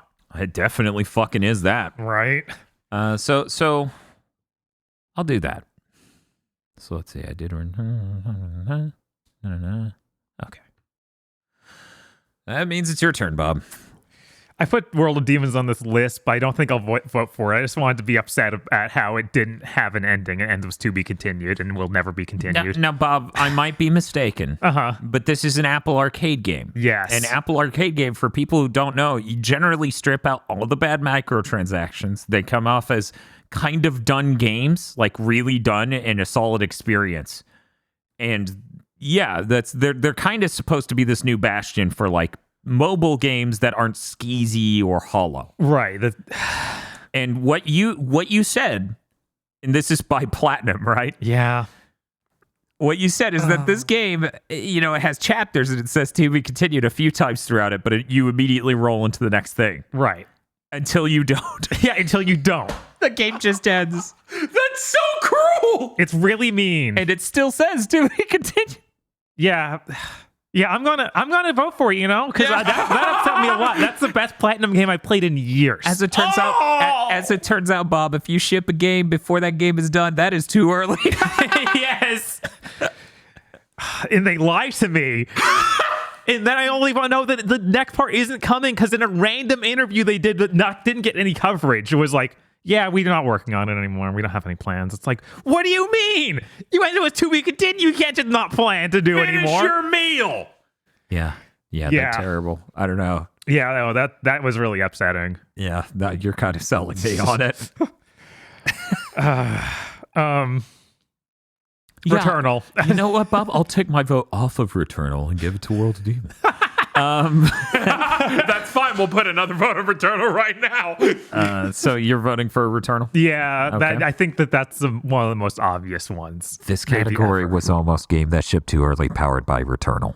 But you know, Probably should have been, yeah, because it's probably just going should've. to win. yeah. And I, as much as I love Returnal, I agree. Obviously, I have eyes. Yeah, no, we played that at launch day. We know what it did. It did a lot. It did a lot. One might say it had the worst plot twist. I don't know what you're talking We'll have about. to find out in future episodes of Game of the Year. It might have had 2021. multiple worst plot twists. Oh my god, this is really hard because I'm also down between Battlefield 2042 and Halo. Yeah, it sucks, doesn't it? Yeah, because I'm like, Halo. Because it's not. This isn't biggest disappointment. Right. It's not. And it doesn't. Halo doesn't feel like a few more months could have made it into a game. That's true. The single player would basically never be where I want it to be. Right. And no matter what, that it feels like it's going to be missing a game. Like literally, we skipped Halo 6 and we gotta have this. We did. Clearly, the events that would have made a cool Halo 6 happened, and they talk about them happening on a fucking projector the teacher rolls into the room. So yeah, I'll give it to Battlefield because that's just shameful. Just the level of jank that thing is unexpected. When I got to play that beta, I was super disappointed. Now, I thank God that I'm not the person who remembers names or anything. And this tweet has since been deleted, so none of you fuckers can even look it up based on me saying this. I will remind everyone, though, because it's funny in retrospect, that this is the same game that one of the QA leads over at DICE or wherever was saying, the Series S isn't going to cause complications if we could get our game running on so many different platforms. The fact they deleted it kills me. That's like when the Ubisoft representative said, yeah, we're really scaling down and making a more condensed game with Assassin's Creed Valhalla. And then it comes out, it's the longest one yet. Did they delete that tweet? Yes. Oh, that's unbelievably funny. Jesus. They're like, we heard your feedback on bloat and stuff. And then that shit's gone. That game's 1,000,000 hours. That's incredible. But I think that tweet's hilarious in retrospect because it was directly in response to people being like, want the Series S complicated QA and all these other things, which I don't know, maybe not. But then they were like, of course it won't. We're QAing everything just fine. Anyway, so here's our top 5 for this list from top to bottom: Returnal, Battlefield 2042, Halo Infinite, New World, and World of Demons. We actually have a 1, 2, and a 3 if you look at just raw counts, vote counts. But the problem is there's a tie for third. So Returnal and Battlefield 2042 are taking first and second. Dope. Okay. The third place is a tie between Halo Infinite and New World. And I see these as diametrically opposed views personally. But before we get to that, does anyone have a problem with 1 and 2? No. I think that is an objectively correct listing. Yes. This isn't even a fucking opinion at this point. Now it's been a long day, but didn't you swap a vote to World of Demons? So I was making a joke. Okay, I thought I wasn't going to pull a vote for Returnal. That would be lying, right? I love Returnal. That game shipped too early. Oh, okay. That is just true. Because, Sony couldn't push it back to later that year. They had so many games. Oh, yeah. There were so many games for the end of the year. Yeah. Mm-hmm. So, third place, tied between Halo Infinite and New World. We get 1 vote each. Unless Bob wants to make the argument World of Demons should really take third. No, it's fine. I haven't had firsthand experience with New World, but I believe in how horrible it is. I mean, that thing was basically our anthem for this year. I know. We just kept coming back, and it's like, it's me again. I'm like, I wish it wasn't. What did you do now? And it's like, I uninvented the economy.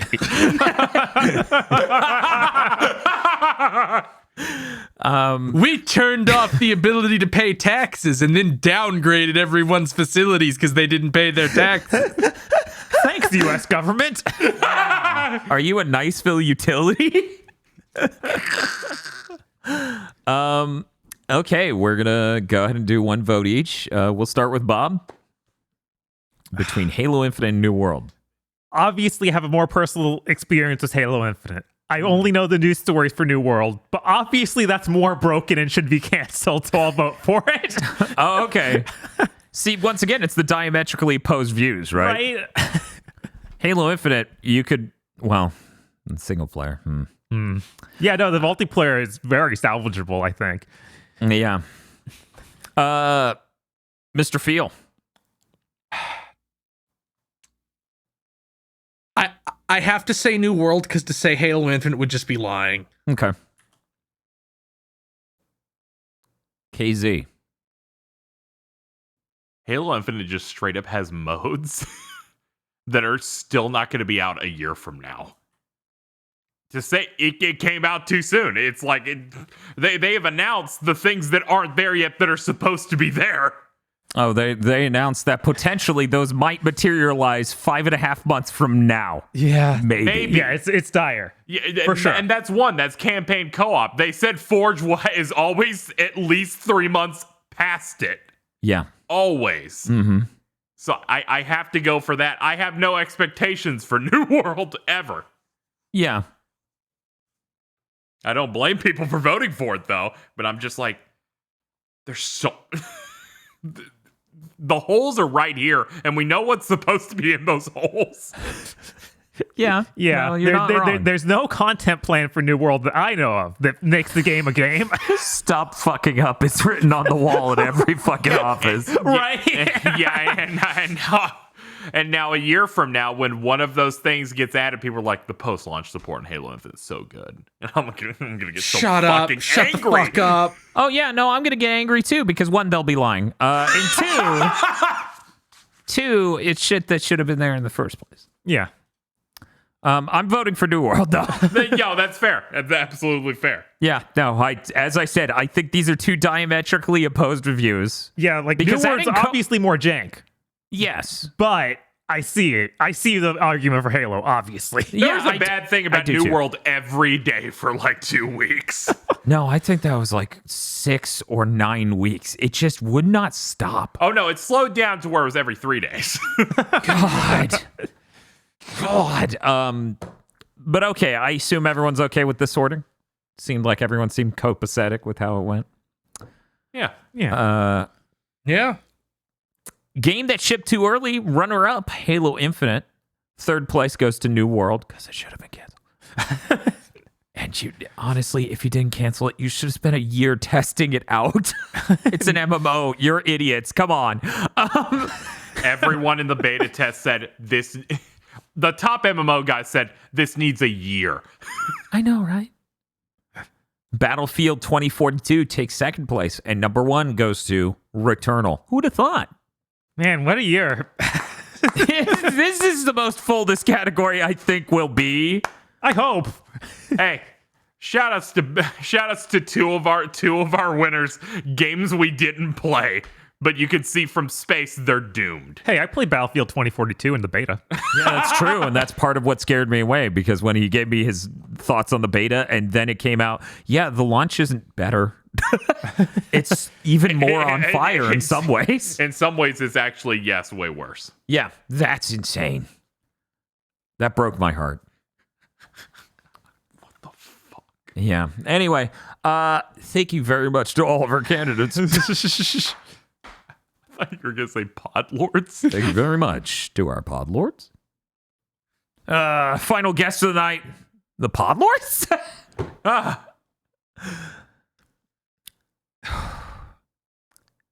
Next category, worst gaming event. Oh, God. The candidates are Capcom's E3 event, where they did nothing. The Game Awards 2021. Gearbox's E3 2021 show. Namco's E3 event, where they did nothing. The Wholesome Direct. And the Xbox Gamecom stream, where they explained how trebuchets work. That's really good. I'm going to go ahead and say... I'm going to say we get 3 votes. Yeah, that's fair. 6 should be the bottom of the line for that. Okay. Yeah. I feel. Yeah. Wow. Wow. Wow. Wow. Ow. I'm going to go ahead and let KZ start this one. Hell yeah, let me at him. Let me at him, coach. 3 votes. Okay, number 1, Gearbox's E3 2021 show. It was the most unfunny one of them all. It was also awkward, and you wanted to save him. It's like, of course, the Randy Pitchford forcing Kevin Hart to speak to him was really, truly terrible. I don't know what you're talking about. Oh no, it was delightful but terrible, because then they start with him out of the trailer, but then he goes down the steps and you're reminded how short Kevin Hart is, and that was. I think that's harassment. Does anyone else think? Oh yeah, it was 100%. He just would not fuck their off. picture with a pitchfork out there trying to get the He's man. just like, hey, come on out. It's Now- safe. Hey, now- it's me, it's me, your friend, Randy Pitchford. Now, it's been like over 6 months since that show. Was there a segment where Randy Pitchford tried to do like a fist bump or something to Kevin Yes. Hart and he did nothing? Yeah, And it just failed? that's Yeah, real. yeah. You didn't manifest that. Yes, that's why I'm voting for that and that part where they do a comedy bit that's like a VHS segment where a dude's narrating over shit. and it's just a bunch of Gearbox game references, and I just started experiencing brain death.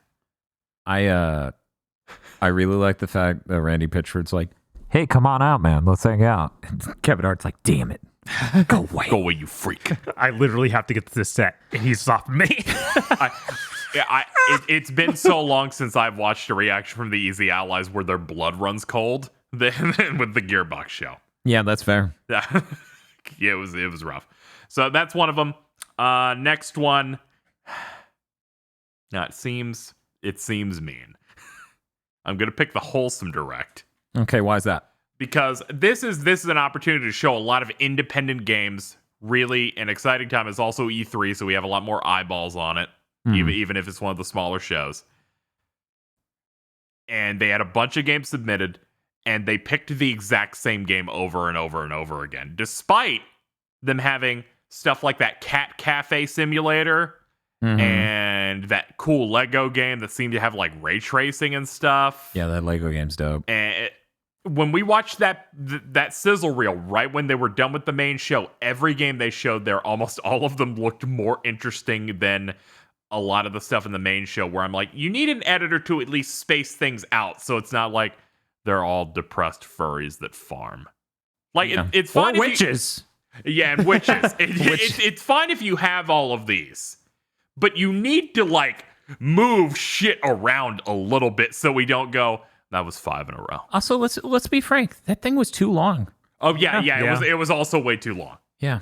I feel like you did a number of people disservice with how it was put together. Mm-hmm. And how homogenous it was made all of the problems with it 10 times worse. Yeah. And it's like, I don't want to be mean, but that was terrible. It was so bad. I mean, maybe I'm completely losing it.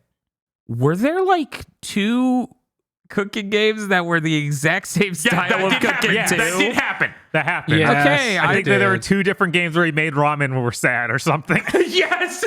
There were 2 different games where you made ramen, and I think one of them was clearly way higher budget. Yeah, than the there other. was a clear winner. Upset. I think they showed that one first. Yeah, I think. Yeah, they showed the expensive one first, and then they showed the cheaper one, and I'm like, I would kill you.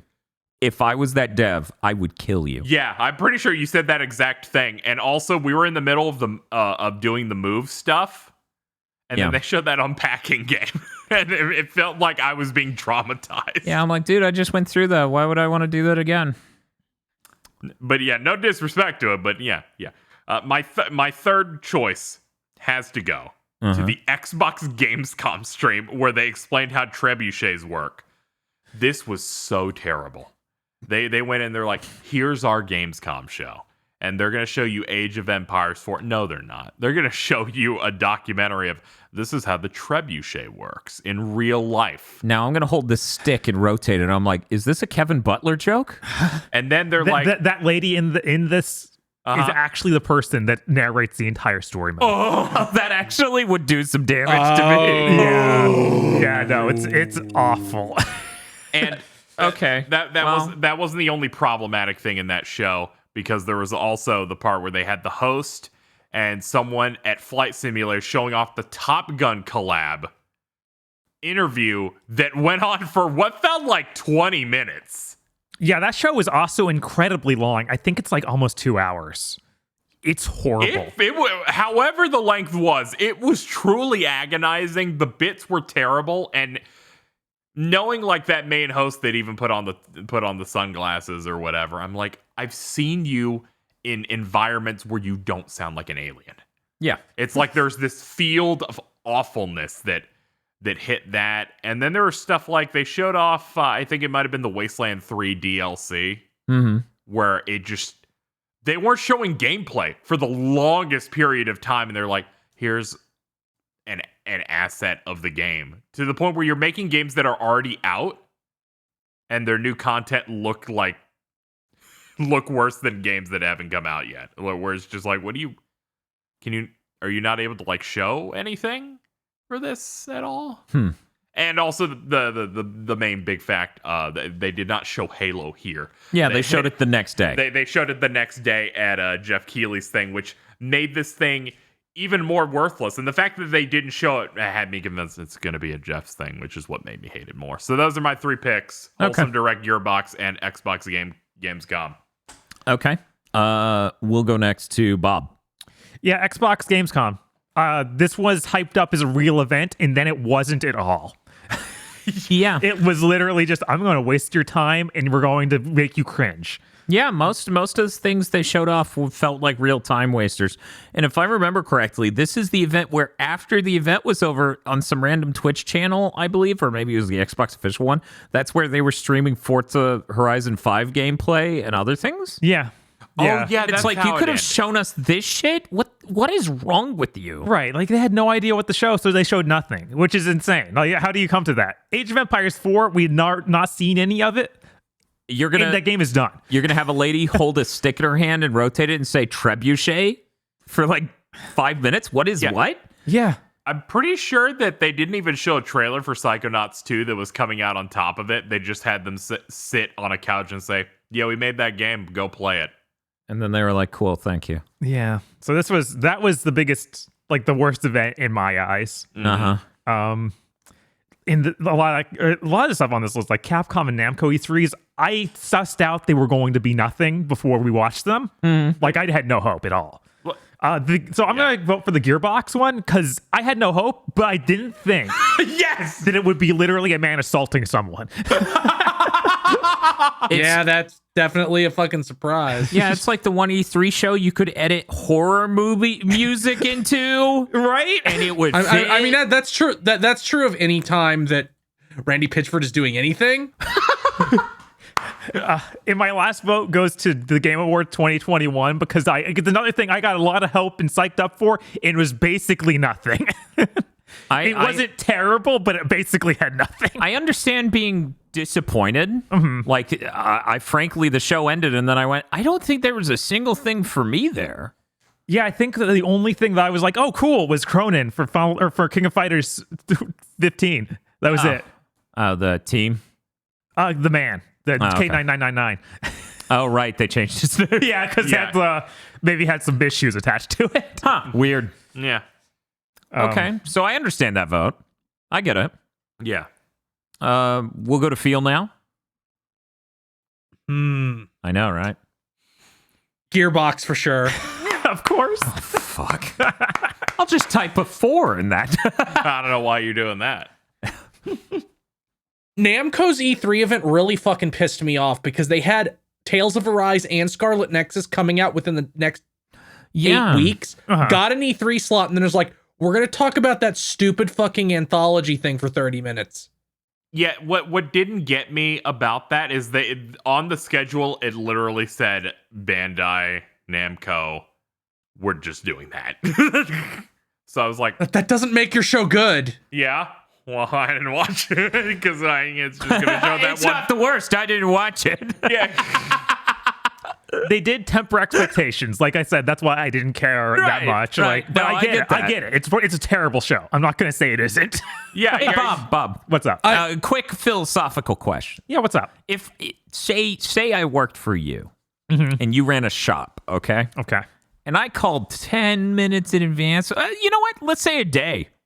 I called the store a day in advance and I say, Bob, I'm showing up shit-faced tomorrow. Oh, you're not even just not going to come in? No, I'm coming in. I'm going to show up drunk off my ass. And that's the Dan you're getting. Oh, no. Does that not make me the worst employee? I mean, on one hand, you showed up. so I'm better than the other guy. And Hey, you give me any level of a heads up, which is honestly above the worst employees. That is sad, and I see your point, and the counterpoint is, observed and ratified, and I commend you.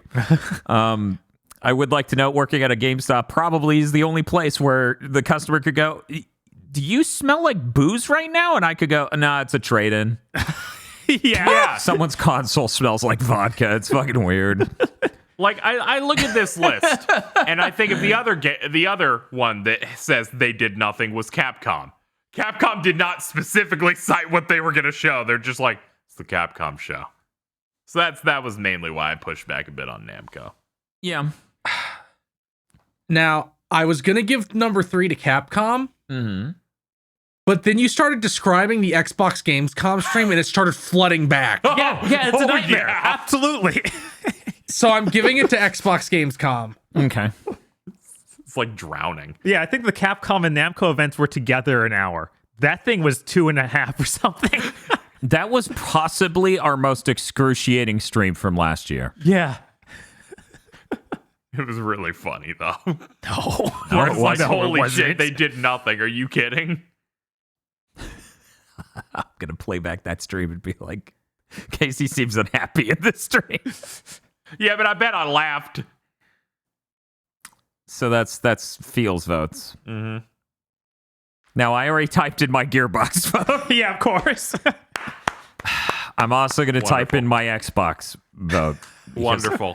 Truly a terrible stream. How do you own this many companies now and have nothing? right? It's a mystery. I don't even care if you come out here and just pull out your dick and go, Deathloop's so good. It's a great game. Aren't we so cool? Because that is better than what they gave us. And that's pitiful.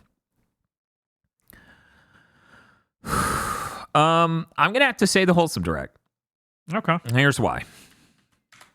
Not only does the word wholesome not necessarily mean, in my definition, what they seem to think it means, Yeah.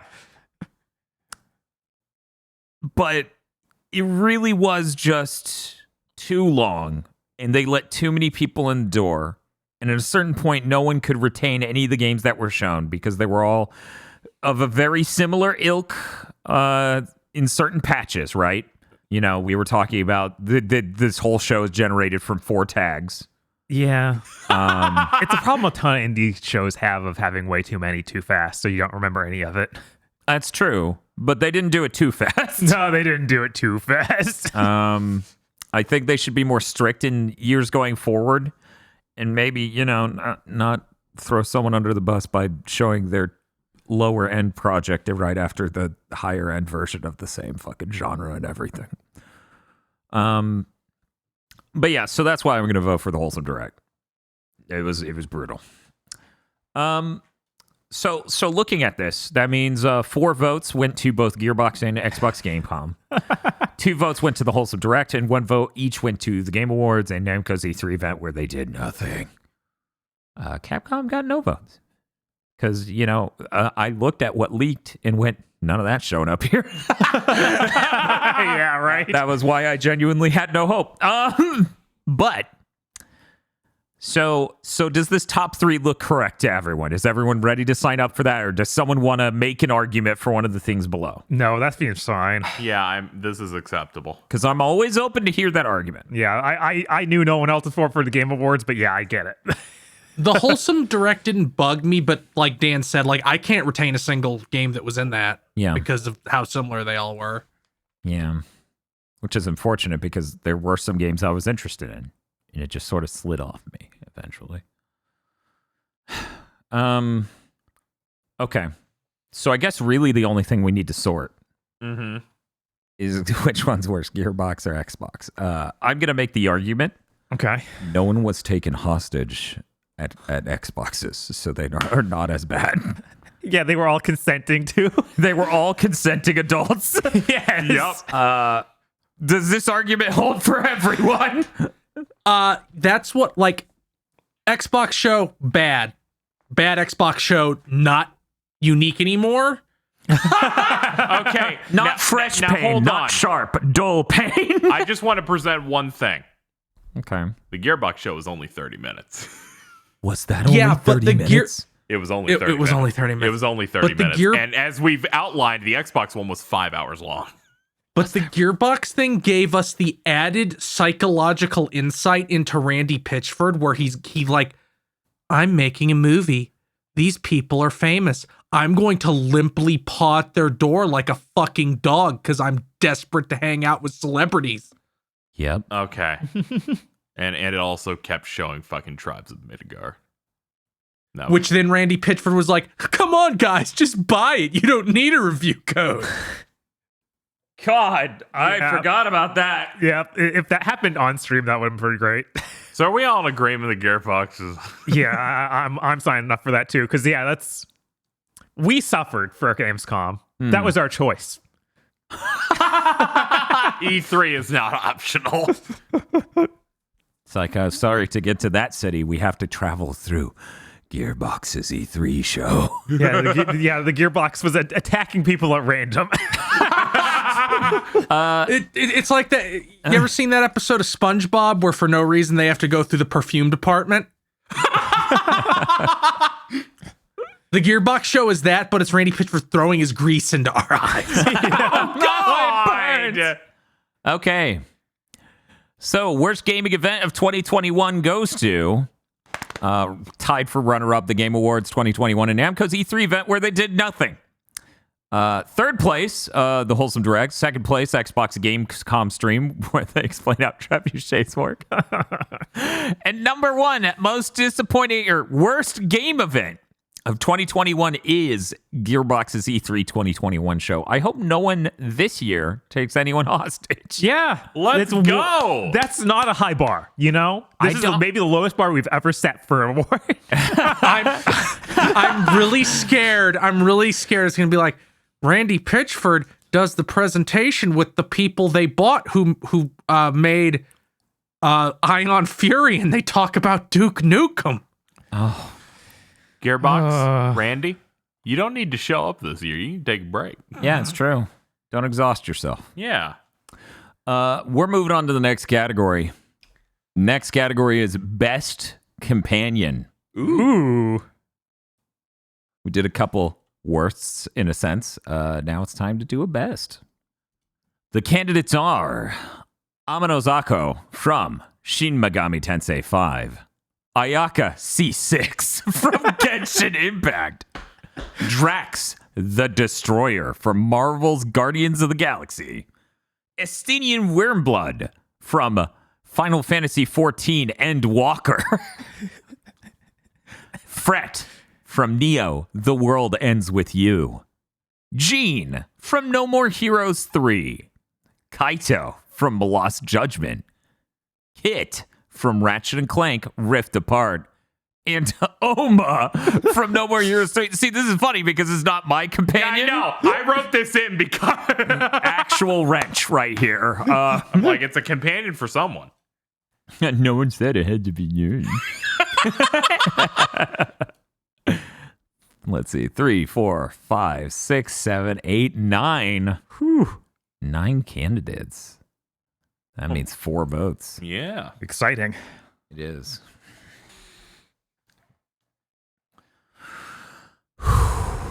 I'll go ahead and go first.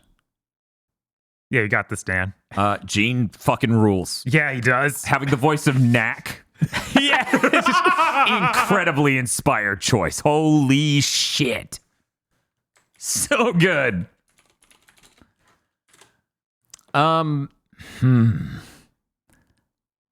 means a lot to Bob. But I'm gonna hold off. I'm gonna try to hold off. I'm gonna say, damn it. I'm gonna say Oba. This is really good. Votes for nothing but No More Heroes 3 leaves, says nothing. That's fair, man. That's valid. It is. I see Kit here, and Kit's really good, and Kit has a great arc. I actually think Kit's one of the best parts of Ratchet & Clank Rift Apart. Because they... Sadly, my brain is forever poisoned with Kit Oh, yeah? because we watched. watched Little Nicky. Oh, tithead. And Oh my god. her What a head is fucking shaped idiot. exactly like that. That's so bad. That's See, I too see it, but I don't think about it. right.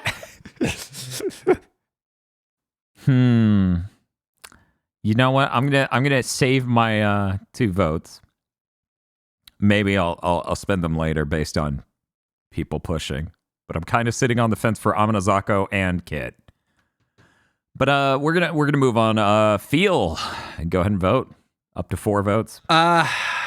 Ayaka, because I don't have C6 Ayaka, but I still use her as my main team constant. If only we could do a stream. She's too powerful. Until lightning hits her and she dies. Yes. I'm gonna go with Fret because I really didn't expect to like Fret so much because he's kind of like the Yuri Lowenthal-esque Yosuke like dipshit sidekick character, except he's given like a lot more nuance than a character like that is normally given. Where he's like, yeah, the main character, my best friend, is kind of a piece of shit, but he's working on it, so I guess I'd be like an asshole to dump him. It's like, it's this thing like, yeah, he acts like a moron, but he isn't really stupid. He's just like, yeah, of course I see that my best friend is like an asocial piece of human garbage. It's just, but like, he's my buddy, and I would rather be with him than not. And that kind of like emotional complexity normally doesn't come to a character who just seems like they should be falling into boobs. Yeah, Yes. like I'm excited to play more of this eventually because what I've played so far, Fret just sucks. Also, Fret does not fall into boobs. He's extremely homosexual, so He's like, I would simply fall right through them.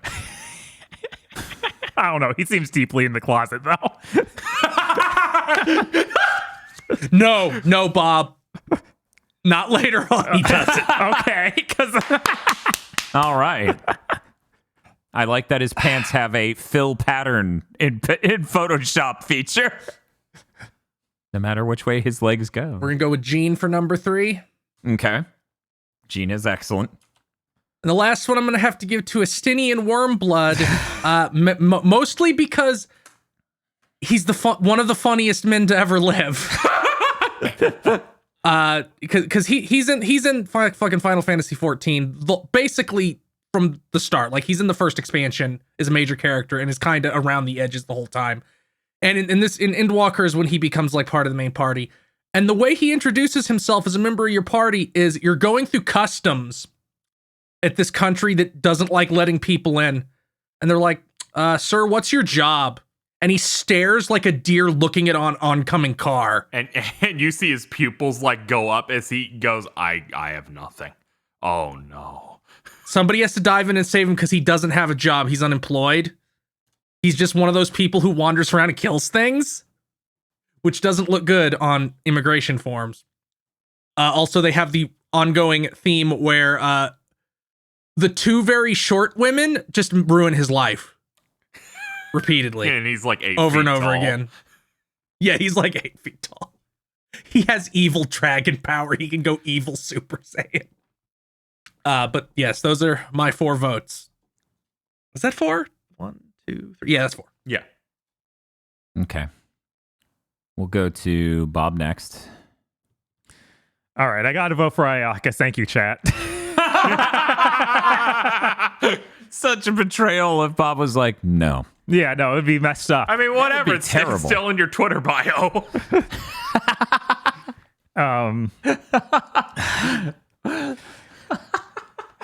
Gene is great.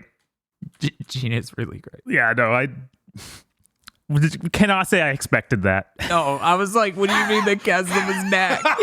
He just flies around in a bubble of energy. Yeah.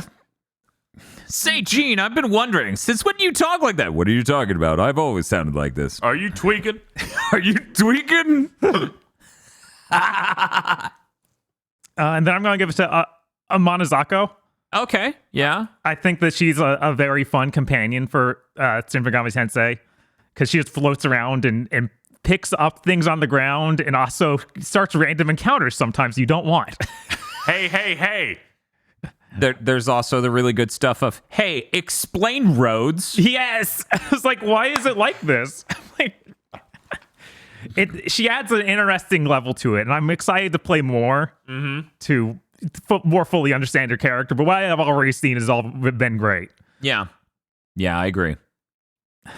Shout out to also at other points in the game you get other companions. One of them, the starfish that floats around and asks for way too much money. Dude, I almost wrote that one in. He's so good. Jakar B is great because he's a starfish with one eyeball, and you think, what voice is he gonna have? He's like, it's like some weird like mechanical alien. Yeah, he's like, give me $2,000. Yeah, his whole thing is like, give me 100,000, I'll help you. No, how about 50? No, okay, I'll just do it. Buy me an OLED. No, what? I've always loved that demon, so I popped off real hard when they're like, yeah, he'll just hang out with you for a bit. Yeah, that guy, I can't vote for him because he's on the list, but he's on the list in my heart. I'm on the edge of voting for Kit, but I don't know. She's really good. I'll go ahead and vote for her, sure. Okay. And that'll close my votes out. Okay. We go to KZ for the last voter. First up, I'm gonna pick Kit. Okay. I would argue Kit's the best part of that game. She was a really nice surprise of just like, oh, I didn't know we were doing anything like this, and I just really like that entire arc. I think the design is pretty cute, and just in general, I feel like everything they did with that was like one of the highlights of the game, alongside the really the cracked out nefarious thing. Yeah. So I'm gonna put that in. Next, I'm gonna put a vote in for Fret. I'd argue Fret's maybe one of the best written characters in that game, possibly. He at the start, he is exactly what you expect from a game of that type. Annoying dipshit who's really loud and really stupid and really flirty. And then they slowly start peeling away and giving a lot of depth to that character in general, and just developing the way he acts with, again, the main character and one of the female side characters in the supporting cast. And I just came out going, man, they really didn't just make a stereotype with this character, and it felt like really believable and real, which I think a game like The World Ends With You that tackles certain subjects and has that type of vibe really needs. So I'm going to give a vote to him. Gene is incredible. Yeah, Gene's the I knew that game was going to be something when it opens in the first 10 minutes with that. So 100%. You know, they showed trailers that were cut from the opening of that game, and they did not do it justice. And it is so much better because of Gene. It was that was just so good. It was, you know, Gene just watches calmly while you're eaten by an alien egg. yeah, on par with Piccolo. That's true. And I got one more left. There's a lot of really good ones here. I'm gonna go for Estinian. He's really great because you spend that first expansion came out in like 2015, and he's billed as like the really cool strong guy, and then he has like some arcs and some bad stuff happens to him, and this expansion was finally the moment where he agrees to join your main party. That has never been a thing, and that was exciting. And the first thing he does is shit his pants at customs. The next thing he does is he gets into a town and they go, he's bad with money. And you have like a stomach illness. You need to run and stop him from losing literally all of their money. And then he spends 10,000 gil on a hairband to give himself a ponytail because they convinced him that it was a good purchase and a high quality piece of material. And now the internet just makes memes about how he buys NFTs because they're able to sell it to him really easily. The second thing that happens is you literally have to rush across town puking and shitting yourself so he doesn't spend the in-universe equivalent of $350 on fruit juice to settle your stomach. Because you get like teleport motion sickness, and the game says, can you make it in time before it's too late? That's really good. I love this guy. I love this type of character and a lot of stuff, and them saying that's who he is after 6 years really hit. So yeah, those are my votes. Okay. Bob, What's up? you won me over on Amanazako. I think one of the sad things is we cut some of the Amanazako dialogue, I think, in that second version of the Giving Games a Chance, Shin Megami Tensei 5. Oh, yeah, Because yeah. we recorded that video twice. Yeah. I do find her funny, and I enjoy her as a companion. Right. I also like for the first bit there, you're like, what's going on here? Yeah, it's like, You're still following me? are you approaching me? I like how Gami saying no.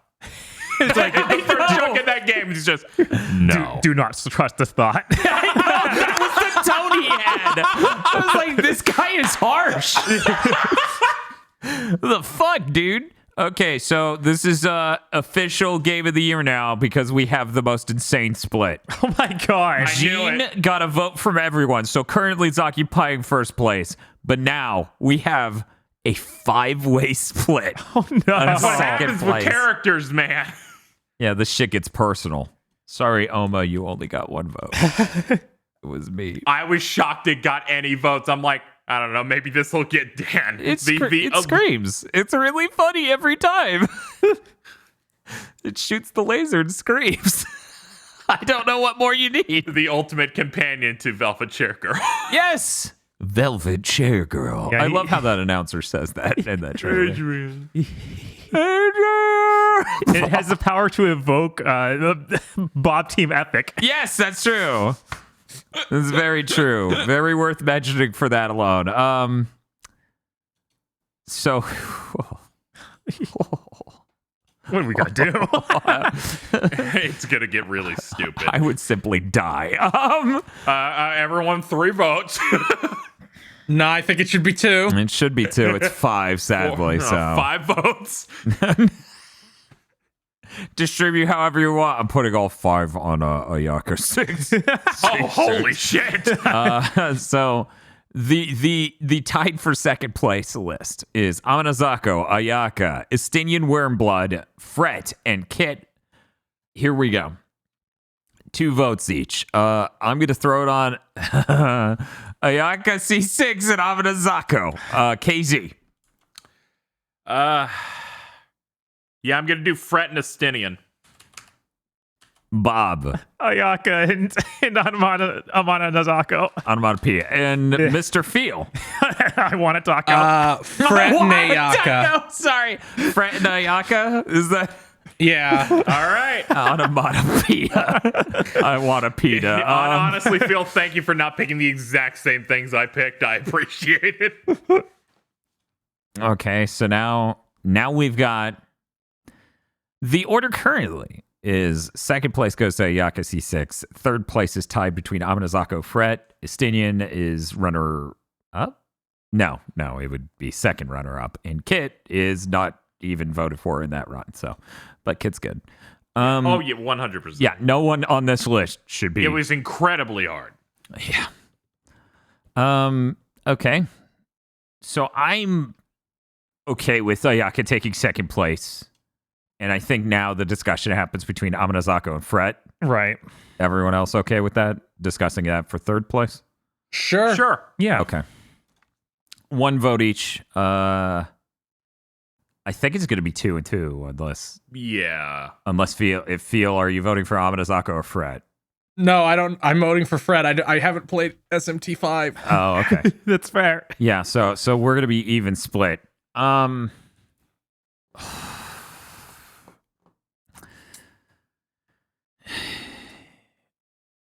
I like both of these. I know, that's why it sucks. Full disclosure here. I like both of these. I finished both of these games, so I've seen both of their everything they have going on. Fret edges it out for me personally because I was just kind of impressed of what they do for that. Mm-hmm. But yeah, Amanazako's also great. So it's just, she's that oomphy that just hangs out with you and says hey over and fucking over again because every 2 steps you run into one of those little things. Yeah. Yeah. I with Fred, I'm like, I just have to believe you guys that he gets better because all I've seen is the worst. I know. It's not all just I know, Galaxy Brain I was Activate or I was fucking stunned.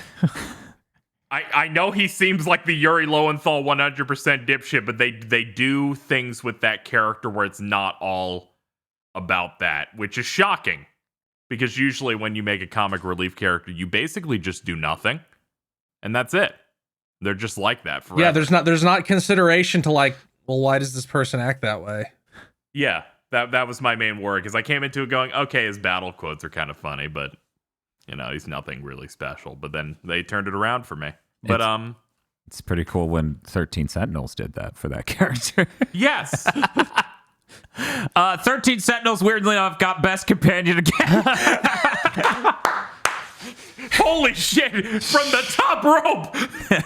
Exactly.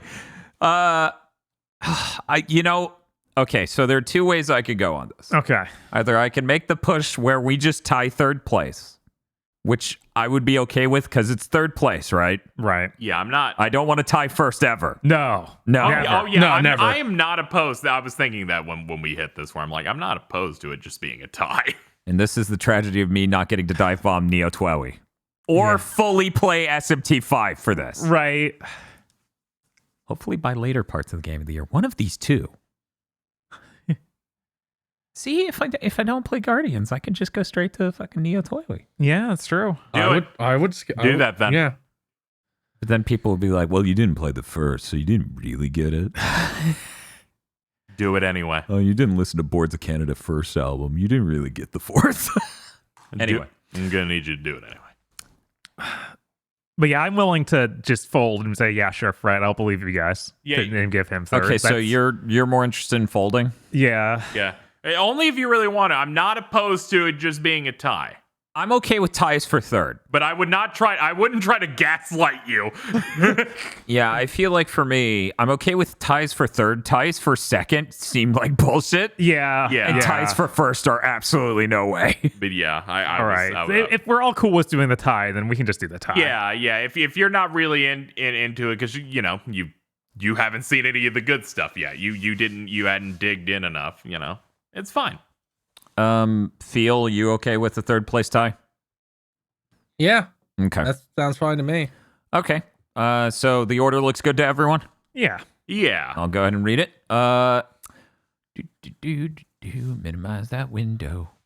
Best companion, in order from third place to first, is tied for third place Amanazako from Shin Megami Tensei 5 and Fred from Neo The World Ends With You. Second place goes to Ayaka, C6. And first place best companion goes to Gene from No More Heroes 3. Legitimately, thank you to all of our competitors. Yeah, it's not one of those thank yous of please never again. Thank you. Now please stop. Now, please. It's not a don't thank them. Please, my times are too interesting that I'm living through. Okay. Next category. Yeah. Character most likely to be racist. How many characters could you possibly have for this category? Well, as a group, we have many, and one of them is actually returning. Oh no! That's What? kind of fucking hilarious. Coming in from last year because this game actually shipped this year. Angelo from Destruction All-Stars. Some people may forget that game shipped at all. Yeah, a lot. Like everyone. Or even what it is. Literally everyone but me. Any generic NPC from Dodgeball Academia. Birdly from Deltarune Chapter 2. Bowser Jr. from Bowser's Fury. Cody from It Takes Two. Dr. Hakim from It Takes Two. No. Dion Aquato from Psychonauts 2. Emperor Nefarious from Ratchet and Clank Rift Apart. I think he literally is in the plot of that. Fred from Neo Twowie. Wait a second. We just can't. Bob. Yeah, those first chapters paint this man in a very bad light. We're gonna move on. Yeah, like We're gonna move on. Heisenberg from Resident Evil 8. That's weird. I thought his name was Nicolas Cage. Right. Mothman from Shin Megami Tensei 5. Rinwell from Tales of Arise and Toriel Dreamer from Deltarune Chapter 2. My God. Can I go? I'm gonna shit. Casey's like, can I go? Can I go? 9, 10, 11, 12, 13. We had a lot of potentially racists this year. 5? Yeah. Yeah, 5. Oh. You get 5 votes. Hey, Casey, you go first. Okay, number 1. All right, I haven't played all of this game. But I play Tales of Arise. Half of the scenes, half of the dialogue Rinwell has is "I'm racist." I'm racist, but No, there's like, that's not how you do that. Can you in any of these lines? But can you be racist against your oppressors? ooh, You know, I think you can, but I think you can.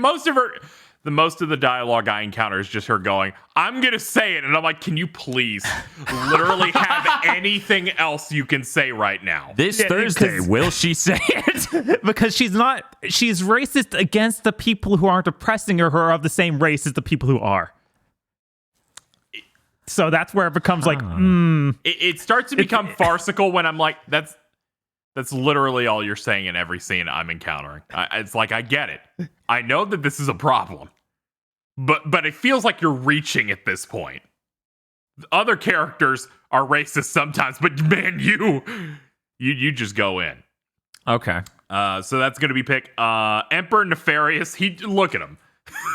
dude. Okay, wait. Did you just try to say someone was was racist by saying "look at them"? I feel like that's a little backwards. Look at him.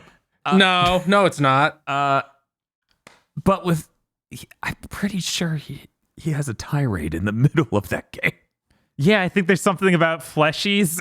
Yeah. I mean, Nefarious's whole thing is that he was a guy who got turned into a robot and then is like, "Death to the humans," that I totally am not one of. Yeah.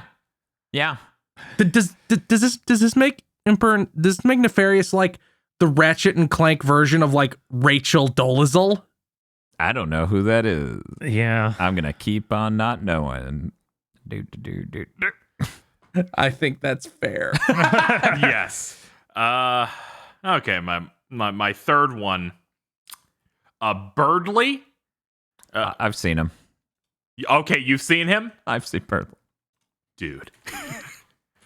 Just gonna pull up a picture for Bob. I got his sprite sheet if you want me to post that. Sure, yeah. post that. Yeah, if you can post it. There's a talk sprite he has where he just becomes flat. Let's see this thing. No, that guy's fine. Oh, no, he is not. He's just Falco. What's wrong? I was gonna say that guy was perfectly fine on regular show. Yeah, he was, right? I was like, oh, okay. Yeah, that character definitely isn't racist either. Yeah, definitely not. No, he's too high to be racist. This is a fun, I was like, oh, a funny bird character, and then I go through the entirety of Deltarune Chapter 2, and I go, oh, you are so bad. You are the worst it's ever been. And as soon as I finished, I'm like, how did it feel not write him in yet? It was a lot. So I'm gonna put my vote for him. I have 2 left if I wish to use them. Do you need people to sell you on them? Phil, do you have anything you're really feeling that you could just throw at me? Cody! I hate when I ask you something. Cody! Okay, Cody from It Takes Two, 100%. That fucking guy. Also Toriel. Like, look at her. Look at her whole aesthetic and the knowledge that she's also homophobic. Oh, no. Okay. What? Yo, what? We just went over this with her based on getting cucked by her husband going for a guy. All right. Yeah, so that's where we're extrapolating that. Sure. Sure, I'll go for Cody. Cody sucks. He's like the husband character in that. He clearly has some. Oh, God. Is he like the Harper House husband? No one can be the Harper No House one husband. can hit that level of, oh, hey, you're black and you're near me. Can we take a group photo so people know I'm not racist? Yeah, there's some aspects of voices and the plot that make me go, yeah, you're a little. You feel like most likely. You fit this category. Okay. I have one other I can pitch, KZ. Sure, what is it?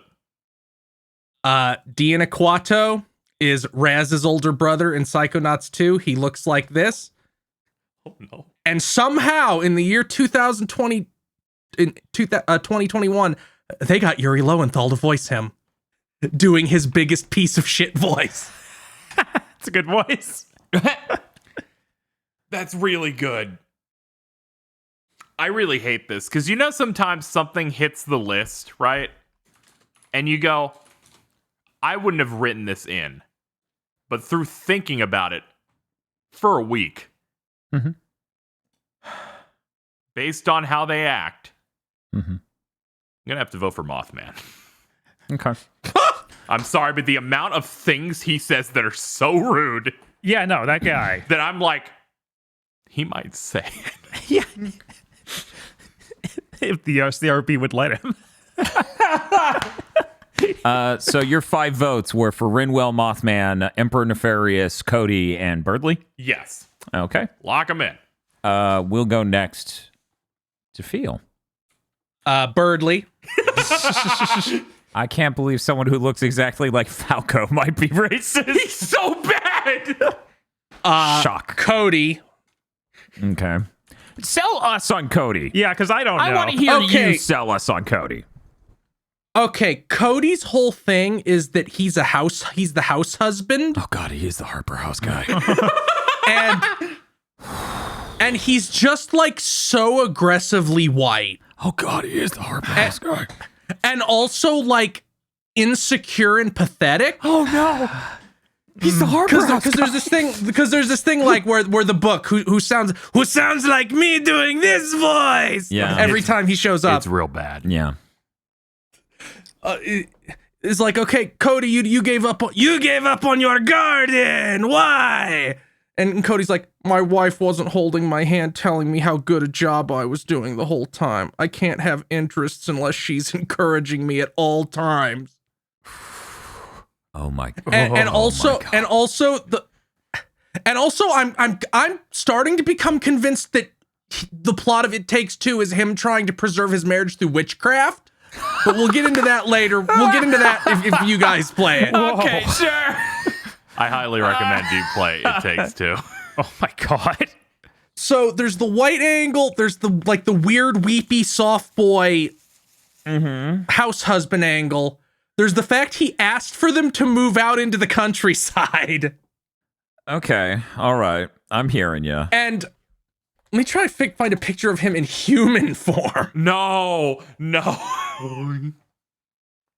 Also, Where it's just like, I apologize for earlier where I was like, no, he's not like that guy. I'm like, there's no, can I put you on my Twitter feed? There's no moment like that, so I just didn't associate him with the Harper House guy. Now here's the real dicey question. Oh, that hairline.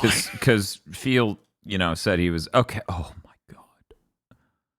This is a lot to deal with. Wow, I wasn't ready to see that high quality a render. Here's the real good question though. KZ, you said those things don't happen.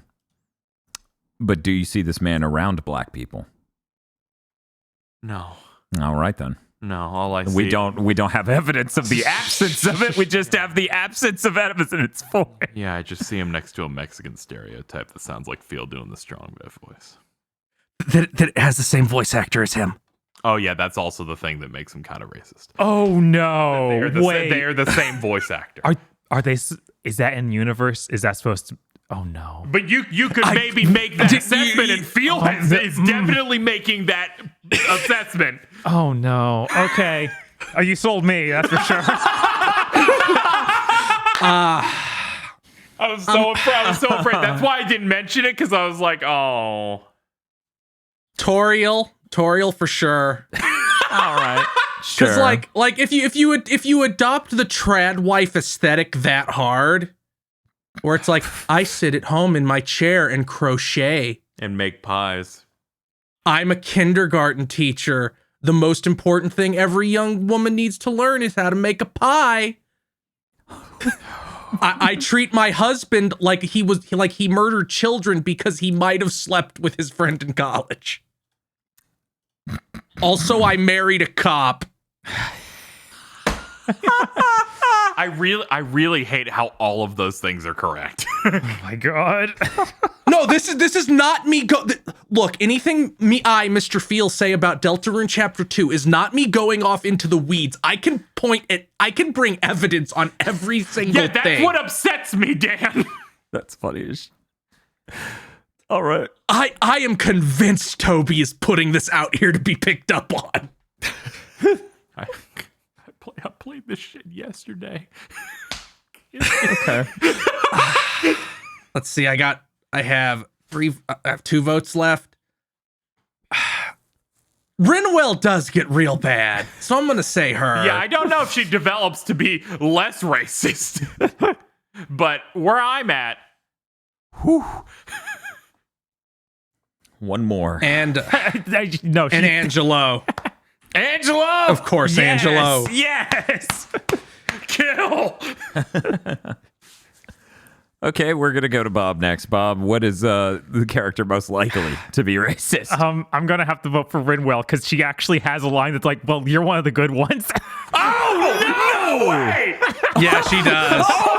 Yeah. Oh, I'm raising that to a 4. Oh, my God! I'm voting early. I mailed Never this been one more in. excited to get spoiled on a video Holy game shit, in no my way. life.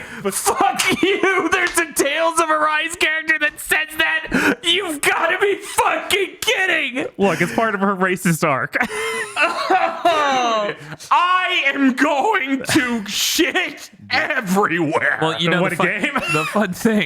The fun thing about a racist arc is you can't have that arc unless you're racist. That's right. Good fucking God. I'm going to need you to move on because the longer I spend here, the more nauseous I get. I'm gonna elect Bowser Jr. Understandable.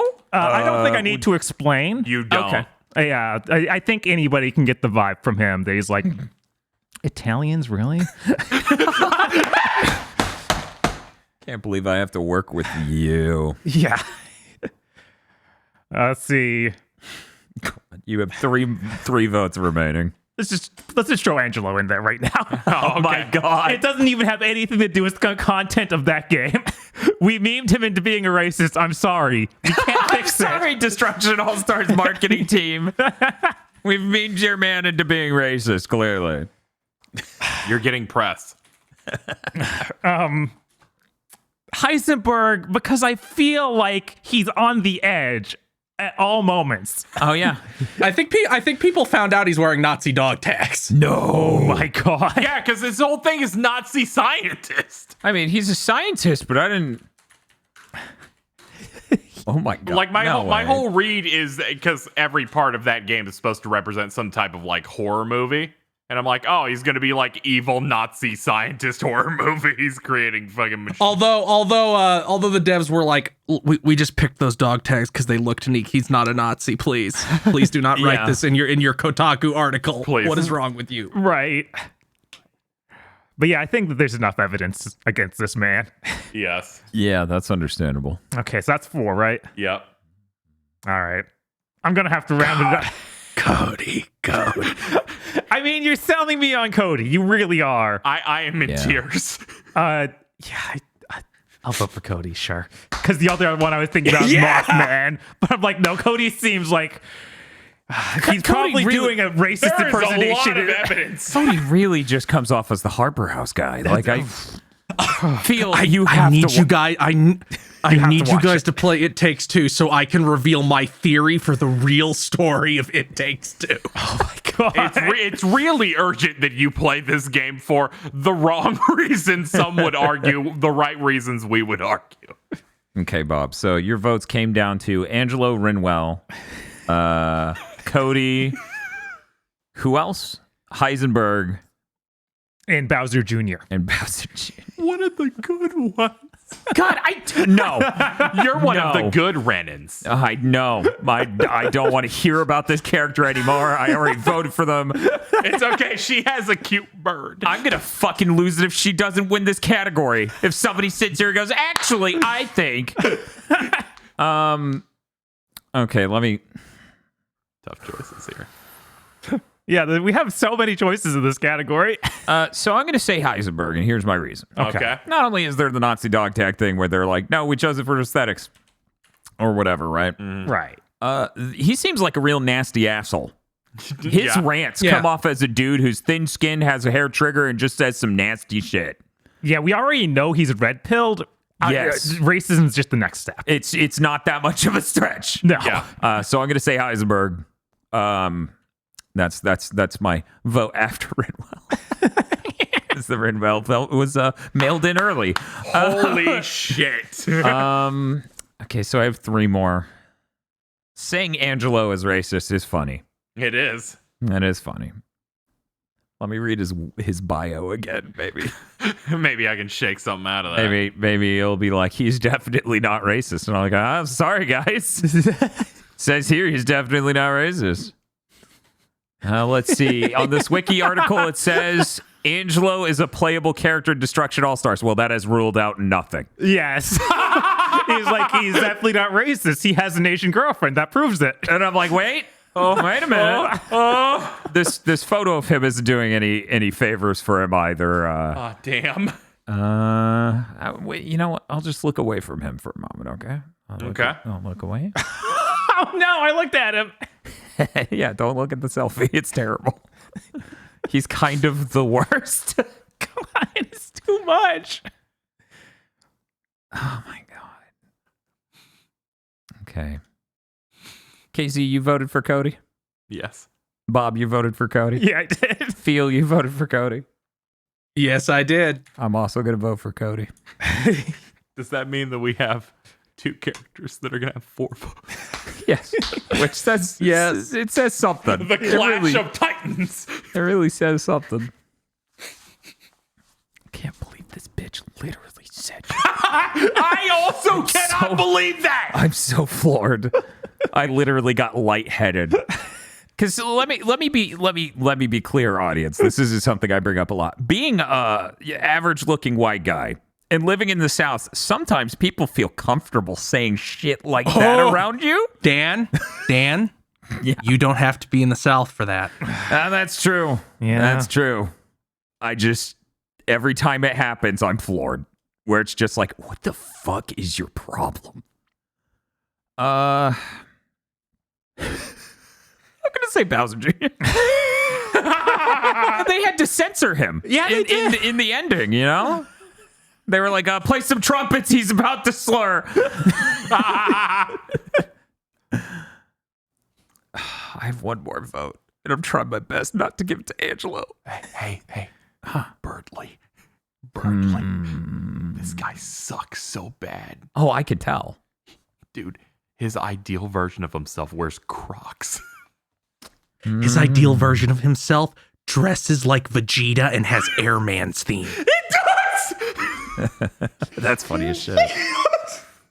That's funny as shit. Who voted for Emperor Nefarious? Me. Okay. I think you're right. I mean, yeah. He's literally Yeah, look at him. he's racist against everything with flesh. Yeah. And I think he might be slightly more racist than our normal one. Also, he's British. Which means he's imperialist racist. Yes. More powerful. Yes. Mystic. Go on. Okay. So I can't believe this. We have a 2-way tie for first between Ridwell and Cody, Holy fucking shit. and a 5-way tie for third. God! Yes! So I have to get out in front of this and pitch for Cody to win this award. God. Oh, You see, Rinwell, yes, Rinwell is undeniably racist. However, there's moral ambiguity, and even in the definition of racism, some people define racism as power plus prejudice. So Rinwell can't actually be racist because she has no power. She's part of a literal slave class. Okay. So at worst, she can be prejudiced. Cody married a female engineer so he can sit at fucking home all day and do nothing. The guy from Harper House. I am losing it. Help. What the fuck?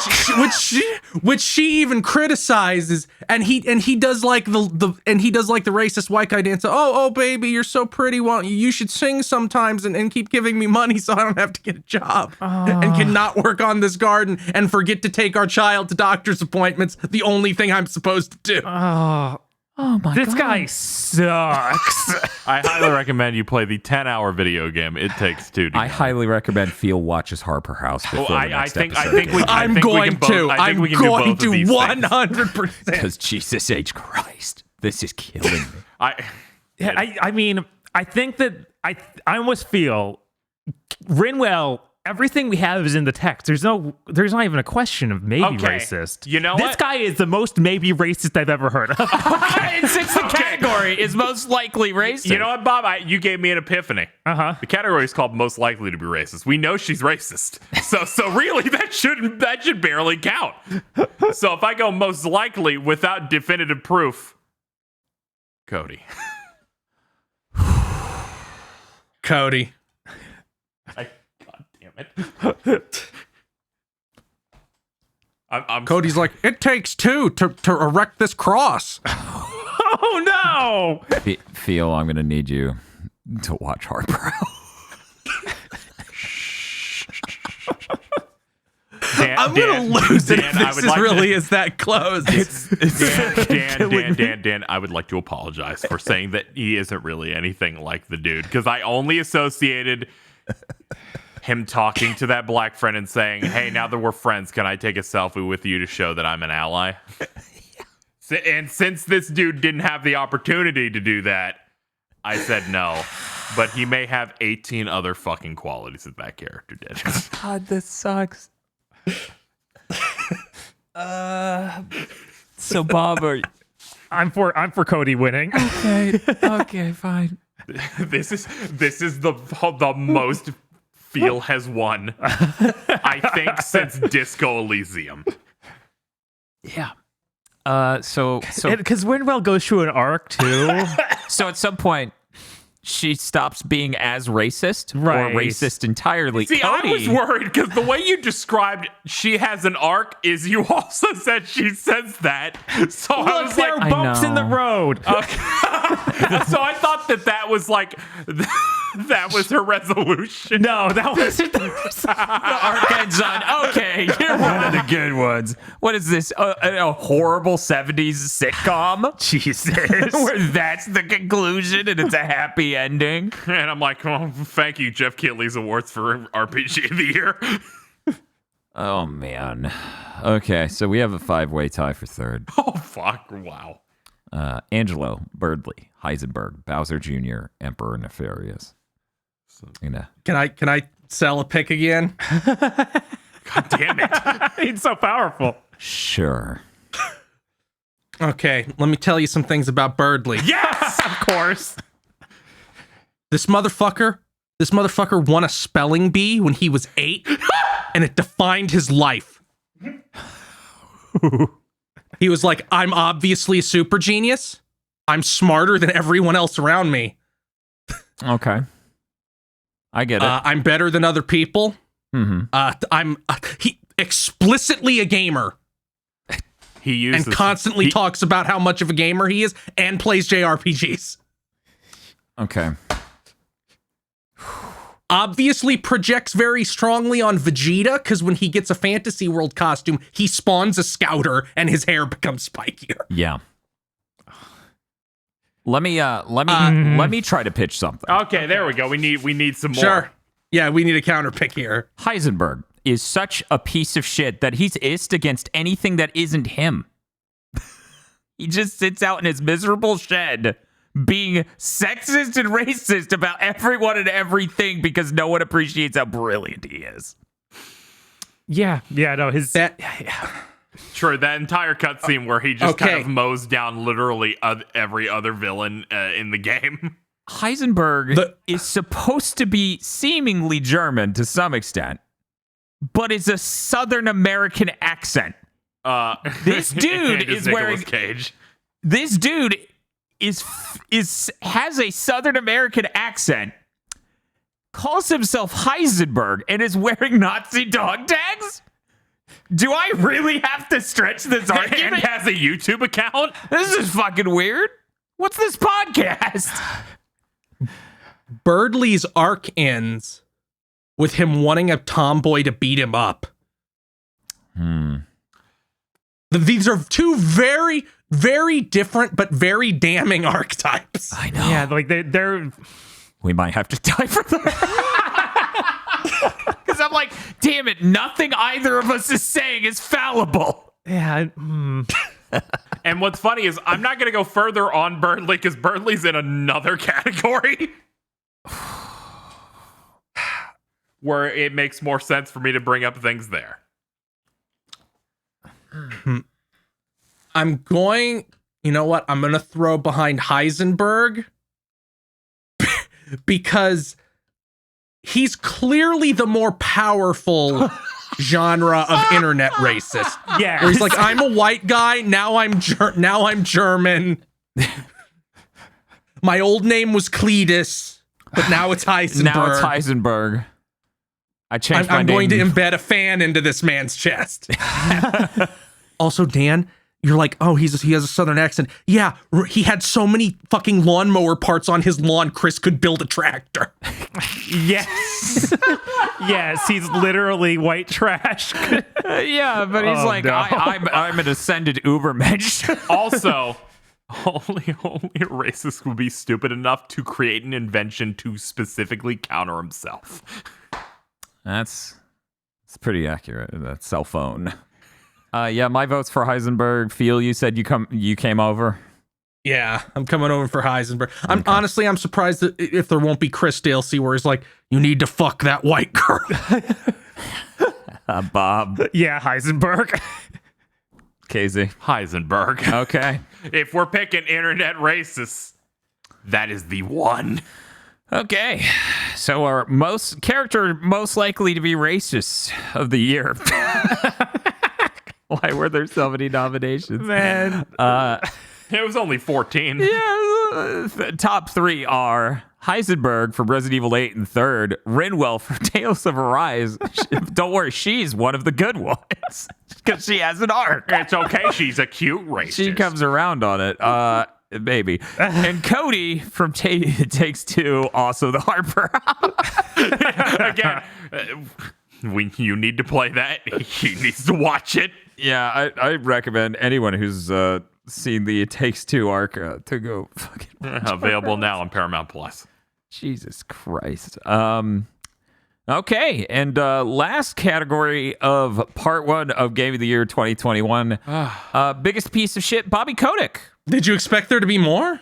The executive producers for this month of GigaBoots are Esme, E. Lee Broyles, Star Falcon, Spaceman Spiff, Red Blaze 27, Brendan O'Sullivan, Live Action Muito Real, Completely Normal Adam, Cooper Tank, Zilter, and Virvarm. Thank you very much to our executive producers and also these patrons. If you want to become an executive producer for an obscure but powerful YouTube channel, head on over to patreon.com/gigaboots today.